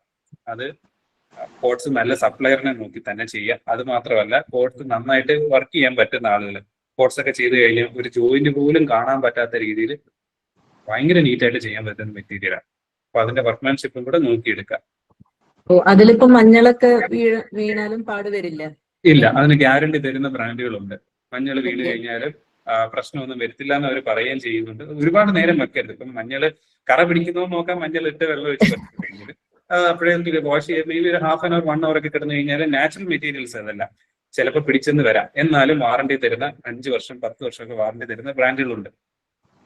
അതുപോലെ ഒരു ഡൗട്ടും കൂടെ ചോദിച്ചോട്ടെ. ഇപ്പൊ എല്ലാവരും ട്രെൻഡിങ് ആയിട്ട് ചെയ്യുന്നല്ലേ ഈ ലൈം വാഷ് വോളില്, അത് ലാസ്റ്റ് ചെയ്യോ അതോ കുറെ കഴിയുമ്പോ ഡൾ ആവോ, എന്തെങ്കിലും പ്രശ്നം ഉണ്ടാവോ അത് ചെയ്യുന്നോണ്ട്? ലൈം വാഷ് ശരിക്കും നമ്മുടെ ഒരു ഈ കാൽസ്യം കാർബണേറ്റ് ശരിക്കും ഇതിനകത്ത് ട്രെൻഡ് ചെയ്ത് വരുന്നതാണ്. ഇത് ഇപ്പൊ ട്രെൻഡിങ് ആയിട്ടേ ഉള്ളൂ. ഞാനും പ്രതീക്ഷിക്കുന്നത് 2026 ഇനി ഒരുപാട് ഡിസൈൻസ് അങ്ങനെ വരാൻ സാധ്യതയുണ്ട്. അതിന്റെ ലോഞ്ചിവിറ്റിയെ കുറിച്ച് ഞാൻ അന്വേഷിക്കുമ്പോൾ ഇപ്പൊ ഇൻസ്റ്റാഗ്രാമിലൊക്കെ നോക്കിക്കഴിഞ്ഞാല് എഫ്നിഷ് എന്നൊക്കെ പറഞ്ഞിട്ടൊരു ബ്രാൻഡ് ഉണ്ട്. അപ്പൊ അവരൊക്കെ ലൈം വാഷിൽ സ്പെഷ്യലൈസ് ചെയ്ത ആൾക്കാരാണ്. എഫ്നിഷ് എന്നാണ് പേര്. അപ്പൊ അവരുടെയൊക്കെ വർക്കുകൾ നല്ല ഫിനിഷൊക്കെ ഉള്ളതാണ്. ഇവര് തന്നെ ചില വർക്കുകൾ പറയും, ഇത് എക്സ്പോസ് ചെയ്ത് കഴിഞ്ഞാൽ മങ്ങും. ചിലതിനകത്ത് സ്റ്റെബിലൈസേഴ്സ് ഉണ്ട്, അത് എക്സ്പോസ് ചെയ്താലും പ്രശ്നമില്ല. അതിന് പക്ഷേ കോസ്റ്റ് കൂടുതലാണ്. മാമിന് പല ഓപ്ഷൻസും അവൈലബിൾ ആണ്. അപ്പം അതിൽ ഏത് ഇപ്പൊ വെയിൽ കൊള്ളുന്നിടത്ത് വെക്കാവുന്നത് ഏത്, വെയിൽ കൊള്ളുന്നിടത്ത് വെക്കരുതാത്തത് ഏത് എന്നുള്ളൊരു ഡിസ്കഷൻ നമ്മൾ മനസ്സിലാക്കി ചെയ്യാന്നുള്ളതേ ഉള്ളൂ. Okay, thank you. Okay, thank U. Thank you sir. അടുത്ത നമ്മൾ ഹാൻഡ് റൈസ് ചെയ്തിരിക്കുന്നത് സപ്ന മാം ആണ്.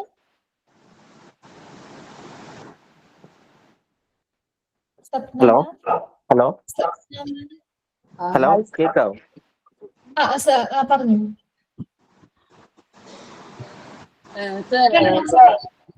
ടേപ്പ് കഴിഞ്ഞിട്ടാണ് ഇന്റീരിയറിന്റെ തുടങ്ങുന്നത്? മാം ഓക്കെ, അത് എല്ലാവർക്കും ചോദിക്കുന്ന ഒരു ചോദ്യമാണ്, എപ്പോഴാണ് ഇന്റീരിയറിന്റെ ഡിസൈൻ സ്റ്റാർട്ട് ചെയ്യേണ്ടതെന്ന്. ഏറ്റവും ഐഡിയൽ സിറ്റുവേഷൻ ഞാൻ പറഞ്ഞു തരാം. എന്നെ സംബന്ധിച്ചിട്ട് ഒരു 1 month പീരീഡ് എടുക്കും. നമ്മൾ തമ്മിലെല്ലാം ഇപ്പോൾ ഫസ്റ്റ് ഇന്ററാക്ഷനിൽ എനിക്ക് കൃത്യമായിട്ട് മനസ്സിലാവണമെന്നില്ല. ഞങ്ങളുടെ ടീമില് ഒരു 60% ഞങ്ങൾക്ക് ഒരു ഇന്ററാക്ഷനിലൂടെ കിട്ടുന്നത്. അതൊരു 3 or 4 സിറ്റിങ്ങിന് ശേഷമായിരിക്കും നമ്മളൊരു ഡിസൈൻ ഫൈനലൈസ് ചെയ്യുന്നത്. അപ്പൊ ആ ഒരു സ്റ്റേജ് 1 month എടുക്കും. ഇപ്പൊ ഫൗണ്ടേഷൻ കഴിയുന്നതാണ് ഞാൻ കൺസിഡർ ചെയ്ത് വെക്കുന്ന ഒരു ലാസ്റ്റ് മിനിറ്റ് എന്നുള്ളത്. അങ്ങനെയാണെന്നുണ്ടെങ്കിൽ 1 month കഴിയുമ്പോഴത്തേക്ക് തന്നെ നമ്മുടെ ലിൻഡലിലെത്തും.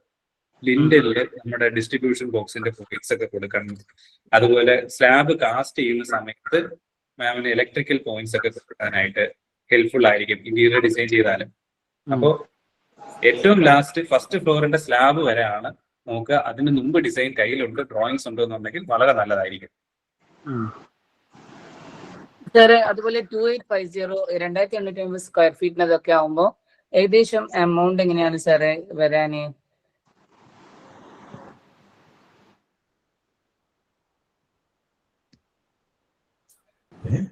ഹലോ മാം, ചെറിയൊരു ഡിസ്റ്റർബൻസ് വന്നായിരുന്നു. 2850 സ്ക്വയർ ഫീറ്റിനെല്ലാം ആവുമ്പോ ഏകദേശം എത്ര എമൗണ്ട് എങ്ങനെയാണ് വരാന്? മാം എനിക്ക് ആ ചോദ്യം കൃത്യമായിട്ട് മനസ്സിലായില്ല. 2700 സ്ക്വയർ ഫീറ്റിന് എമൗണ്ട് എത്രയാണെന്നാണ് ചോദിച്ചത്. നമുക്ക് ഒരു എന്തൊക്കെയാണ് നിങ്ങളുടെ ബഡ്ജറ്റില് അല്ല നിങ്ങൾ ഇതിൽ എങ്ങനെ എന്തൊക്കെയാണ് വരാന്? ഓക്കെ, ഞങ്ങൾ ചെയ്യുന്ന രീതി ഞാൻ മാമിനെ പറഞ്ഞുതരാം. ഇപ്പൊ ഇങ്ങനെ ഒരാൾ എൻ്റെ അടുത്ത് ചോദിച്ചു കഴിഞ്ഞാൽ നമുക്ക് ഒരു കറക്റ്റ് ഉത്തരവല്ല അതിന് പറയാൻ പറ്റുക.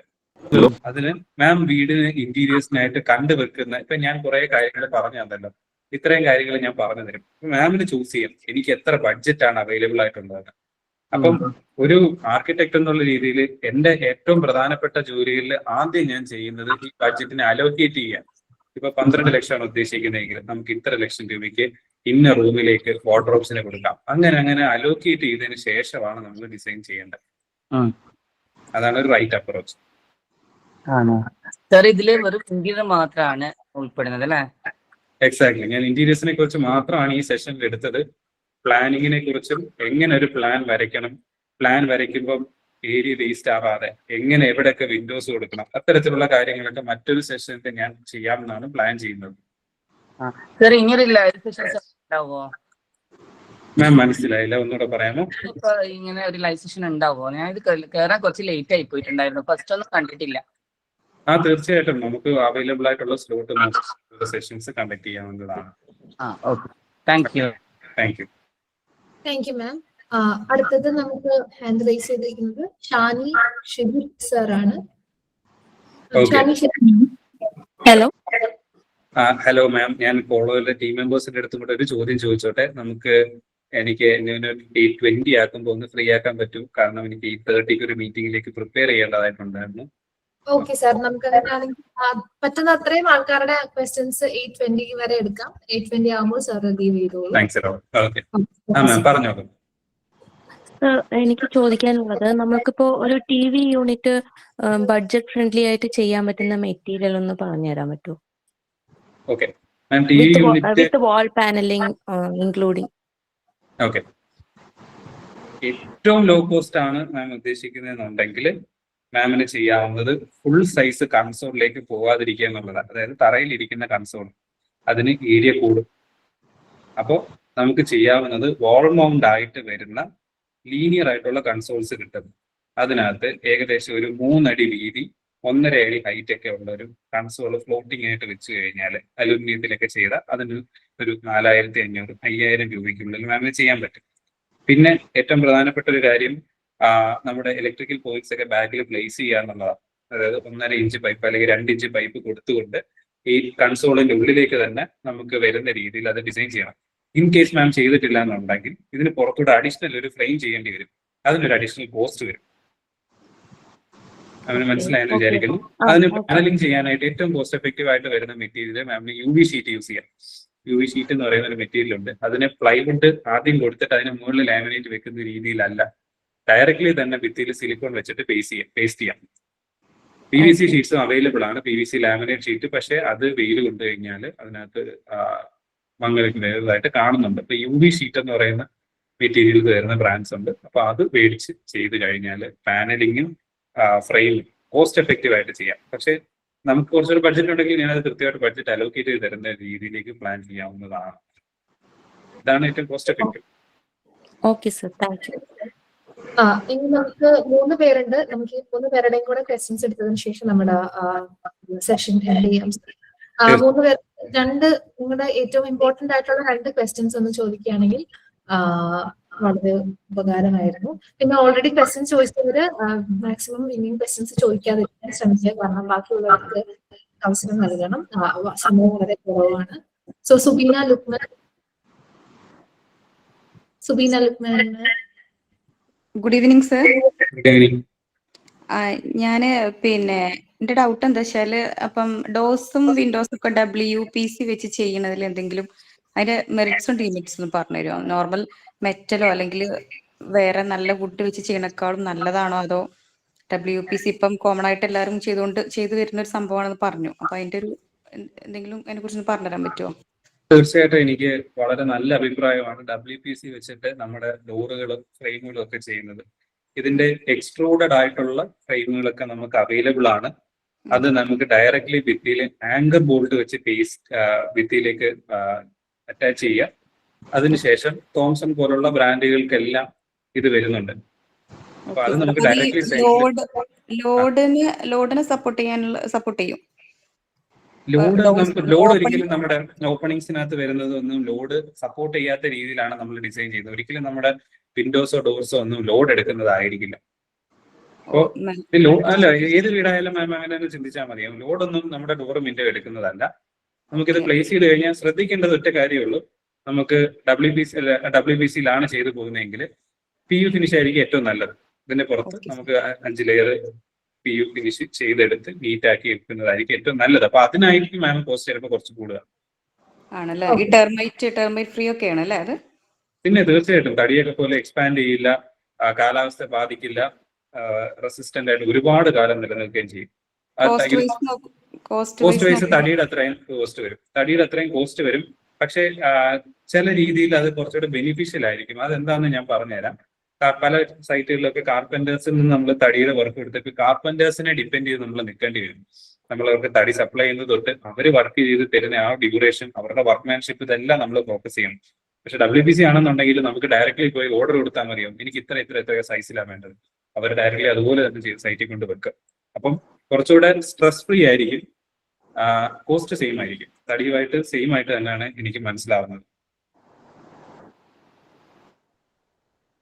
ഓക്കെ സാർ, നമുക്ക് അടുത്ത ആളിലേക്ക് പോവാം. Shaji Philip sir.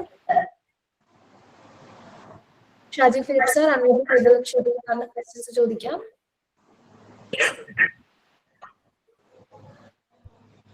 Shaji Philip sir അല്ലെങ്കിൽ കൃഷ്ണ സാർ ക്വസ്റ്റ്യൻ ചോദിക്കും. Hello sir. ഹായ് സാർ, ഒരു ഇന്റീരിയർ ഫുൾ ആവണമെങ്കിൽ അതിന്റെ ലൈറ്റിംഗ് അറേഞ്ച്മെന്റ് ഒക്കെ ഒന്ന് പെർഫെക്റ്റ് ആവണം. ഇപ്പൊ സാർ അപ്പൊ അത് സ്ട്രിപ്പ് ലൈറ്റ് ആണോ അതോ ഏതാണ് സാർ അത് വെക്കേണ്ടി വരിക, ലൈക്ക് വാം അനുസരിച്ച്? ഓക്കെ, ലൈറ്റിങ്ങിന്റെ കാര്യം നമുക്ക് ഇന്റീരിയേഴ്സിൽ വളരെ ഇമ്പോർട്ടന്റ് ആണ്. ഇപ്പൊ ഞാൻ ഇരിക്കുന്നതിനകത്ത് തന്നെ ഞാൻ ഈ സെഷനെ അറേഞ്ച് ചെയ്യാൻ തന്നെ ചെയ്തിട്ടുണ്ട്. ഇപ്പൊ ആരും നമ്മൾ ട്യൂബ് ലൈറ്റ്സോ CFL ലാമ്പോ യൂസ് ചെയ്യുന്നില്ല. ഇപ്പൊ പ്രധാനമായിട്ടും നമ്മളൊരു ഇന്റീരിയേഴ്സിന്റെ ഭംഗിക്ക് വേണ്ടിയിട്ടും പർപ്പസ് മീറ്റ് ചെയ്യാൻ വേണ്ടിയിട്ടുമായിരിക്കും ലൈറ്റ് കൊടുക്കുക. ഏത് ടൈപ്പ് ലൈറ്റ് വേണമെന്ന് ചോദിച്ചു കഴിഞ്ഞാൽ അതിന് നമുക്ക് വൈഡ് വെറൈറ്റീസ് അവൈലബിൾ ആണ്. ആക്ച്വലി ഇപ്പൊ എല്ലാ തരത്തിലുള്ള ലൈറ്റുകളും എവിടെ കൊടുക്കണമെന്ന് നോക്കുക എന്നുള്ളതാണ് ഏറ്റവും ഇമ്പോർട്ടന്റ്. പ്രൈസിങ്ങിന്റെ ഒരു എക്സാമ്പിൾ ഞാൻ പറഞ്ഞ ഒരേ ടൈപ്പ് ഓഫ് ലൈറ്റ് തന്നെ ഇപ്പോ ഏസ് എന്ന് പറയുന്ന ഒരു ബ്രാൻഡ് ഉണ്ട്, അത് എൻട്രി ലെവലാണ്. അതിന് ഒരു 300 റേഞ്ചിൽ കിട്ടുന്നത് നമ്മൾ GM-ലോട്ടൊക്കെ പോയാൽ അല്ലെങ്കിൽ GM അല്ലെങ്കിൽ ആ ഒരു റേഞ്ചിലോട്ടുള്ള ലൈറ്റ്സിലോട്ട് പോയാൽ സെയിം ലൈറ്റിന് 600-700 ആവും. ഇതിന്റെ തന്നെ ഫിലിപ്സ് എടുക്കാൻ പോയി കഴിഞ്ഞാൽ 1500 ആവും. അപ്പൊ അതിനകത്തും ബഡ്ജറ്റ് കയറും. അപ്പോ നമ്മള് ടാസ്ക് ലൈറ്റുകൾ കഴിവതും ഒരുപാട് യൂസ് ചെയ്യുന്നതൊക്കെ ആണെന്നുണ്ടെങ്കിൽ GM അല്ലെങ്കിൽ ഫിലിപ്സ് പോലുള്ള ബ്രാൻഡുകൾ യൂസ് ചെയ്യാം. അതായത് സീലിംഗിലൊക്കെ കൊടുക്കുന്ന ലൈറ്റ് എപ്പോഴും നമുക്ക് റിമൂവ് ചെയ്യാനൊന്നും പറ്റില്ലല്ലോ. പിന്നെ ചെറിയ ടേബിൾ ലാമ്പ്, ഇപ്പൊ എന്റെ തന്നെ ബാക്ക്ഗ്രൗണ്ടിൽ കാണാവുന്ന കണക്ക് ചെറിയ ടേബിൾ ലാമ്പുകൾ, സ്ക്രൂ ചെയ്ത് വെക്കുന്ന ലാമ്പുകൾ കിട്ടും. അതൊക്കെ ലോക്കൽ എടുത്ത് യൂസ് ചെയ്താലും കുഴപ്പമില്ല, നമുക്ക് അതൊന്ന് പ്ലഗ് ആൻഡ് പ്ലേ ആണല്ലോ. ഇതിനകത്തും ബഡ്ജറ്റ് അലോക്കേഷൻ ഇമ്പോർട്ടന്റ് ആണ്. നമ്മൾ എങ്ങനെ ഡിസൈഡ് ചെയ്യുന്നു എന്നുള്ളത് ഡിപ്പെൻഡ് ചെയ്തിരിക്കും. സാർ, ഒരു ഡൗട്ടും കൂടി ഉണ്ട്. അതായത് ഈ സ്ട്രിപ്പ് ലൈറ്റ് നമുക്ക് എക്സ്റ്റീരിയറിൽ എത്രത്തോളം റിലയബിൾ ആയിരിക്കും വെക്കാനായിട്ട്? ഓക്കെ, സ്ട്രിപ്പ് ലൈറ്റിന്റെ കാര്യം ഞാൻ പറയാൻ പോകുന്നത്, മുമ്പ് ആയിരുന്നെങ്കിൽ നമുക്ക് ഈ സ്ട്രിപ്പ് ലൈറ്റ് കൊടുക്കുമ്പോൾ ഇതിന് ഡ്രൈവ് പ്ലേസ് ചെയ്യാനുള്ള സ്ഥലങ്ങൾ കണ്ടുവെക്കേണ്ട ഒരു കാര്യം ബുദ്ധിമുട്ടായിട്ട് വന്നിട്ടുണ്ടായിരുന്നു. പക്ഷെ ഇപ്പൊ ഇറങ്ങുന്നതിനകത്ത് ഡ്രൈവ് ഇല്ലാതെ തന്നെ നമുക്ക് ഡയറക്ട്ലി കട്ട് ചെയ്ത് വെക്കാവുന്ന സ്ട്രിപ്പ് ലൈറ്റ്സ് വരുന്നുണ്ട്. സ്ട്രിപ്പ് ലൈറ്റ് വെക്കുമ്പോൾ എപ്പോഴും ശ്രദ്ധിക്കേണ്ടത് ഇതിനകത്ത് ഒരു വെള്ളം വരാൻ സ്ഥലങ്ങളിലൊക്കെ കൺസീൽ ചെയ്ത് കൊടുക്കുക എന്നുള്ളതാണ്. ഇപ്പം നമ്മുടെ സൺഷെയ്ഡ് വെക്കുമ്പോൾ സൺഷെയ്ഡിന്റെ താഴെയാണ് കൊടുക്കുന്നതെങ്കിൽ കുഴപ്പമില്ല. പക്ഷെ വീടിന്റെ ഫേസിങ് പുറത്തേക്ക് നോക്കി നിൽക്കുന്ന ഒരു ലൈറ്റിംഗ് എലമെന്റ് കൊടുത്തു കഴിഞ്ഞാൽ അത് പ്രോപ്പറായിട്ട് കൺസീൽ ചെയ്യുന്നു എന്നുള്ളത് ഉറപ്പാക്കുക. ഞാൻ കഴിവതും അത് റെക്കമെൻഡ് ചെയ്യാറില്ല. കാരണം എത്ര നമ്മൾ സിലിക്കോണിലൊക്കെ വെച്ച് പേസ്റ്റ് ചെയ്തെന്ന് പറഞ്ഞാലും വെള്ളം കയറും. ഓക്കെ സാർ, നമുക്ക് 8:21 ആയിട്ടുണ്ട്. സാർ ആവശ്യപ്പെട്ട സമയമായിട്ടുണ്ട്. അതുകൊണ്ട് തന്നെ നമുക്ക് സെക്ഷൻ എൻഡ് ചെയ്യാം. കൂടുതൽ ആൾക്കാർ നമ്മുടെ ചാറ്റ് ബോക്സിൽ പ്രസന്റേഷൻ ഒന്ന് ഷെയർ ചെയ്യാമോ എന്ന് ചോദിച്ചിട്ടുണ്ട്. അപ്പോൾ ചാറ്റ് ബോക്സിലേക്ക് ഇടാനായിട്ട് ഒരു ഡോക്യുമെന്റ് പ്രിപ്പയർഡ് ആയിട്ടല്ല, ഞാനത് എന്റെ ടീമിന് കൊടുത്ത് അവരത് പ്രോപ്പർ ആയിട്ടുള്ള ഒരു ഡോക്യുമെന്റ് ആക്കി തരുന്നതായിരിക്കും. ഞാൻ ഡയറക്ട്ലി ഫോളോ ടീമുമായിട്ട് അത് ഷെയർ ചെയ്യാം. അതുപോലെ തന്നെ നമ്മളെ സോഷ്യൽ മീഡിയ ഹാൻഡിൽ വഴി ഇൻസ്റ്റാഗ്രാമിൽ മെസ്സേജ് അയച്ചു കഴിഞ്ഞാൽ ഞങ്ങൾ ചിലപ്പം കാണാൻ പറ്റുമെന്ന് അറിയത്തില്ല. കാരണം എന്റെ ടീമിൽ മെസ്സേജ് നോക്കാൻ മാത്രമായിട്ട് ഒരാളല്ല ഇരിക്കുന്നത്. അവർക്ക് നമുക്ക് ഡയറക്ട്ലി കോൾ ചെയ്ത് കഴിഞ്ഞാലും നമുക്ക് ഈ PDF എല്ലാം ഷെയർ ചെയ്ത് തരാൻ കഴിയുന്നതാണ്.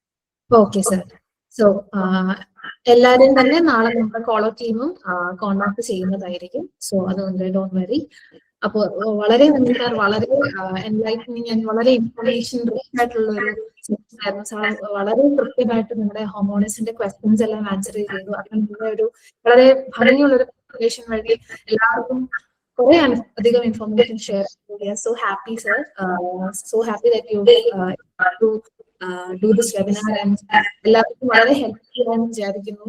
So thank you so much sir. ഇനിയും സാറിന്റെ സെഷൻസ് നമ്മൾ എക്സ്പെക്ട് ചെയ്യുന്നു. Thank you so much. അതോടൊപ്പം നമ്മുടെ കോളോ ആപ്പിന്റെ ലിങ്ക് നമ്മുടെ ചാറ്റ് ബോക്സിൽ ഷെയർ ചെയ്തിട്ട് നിങ്ങൾക്ക് അത് നിങ്ങൾക്ക് സെഷൻ വാല്യുബിൾ ആയി തോന്നിയിട്ടുണ്ടെങ്കിൽ ഒന്ന് റേറ്റ് ചെയ്യാനും കൂടി ശ്രമിക്കണമെന്ന് റിക്വസ്റ്റ് ചെയ്യുന്നു. So once again thank you so much sir. Thank you dear participants.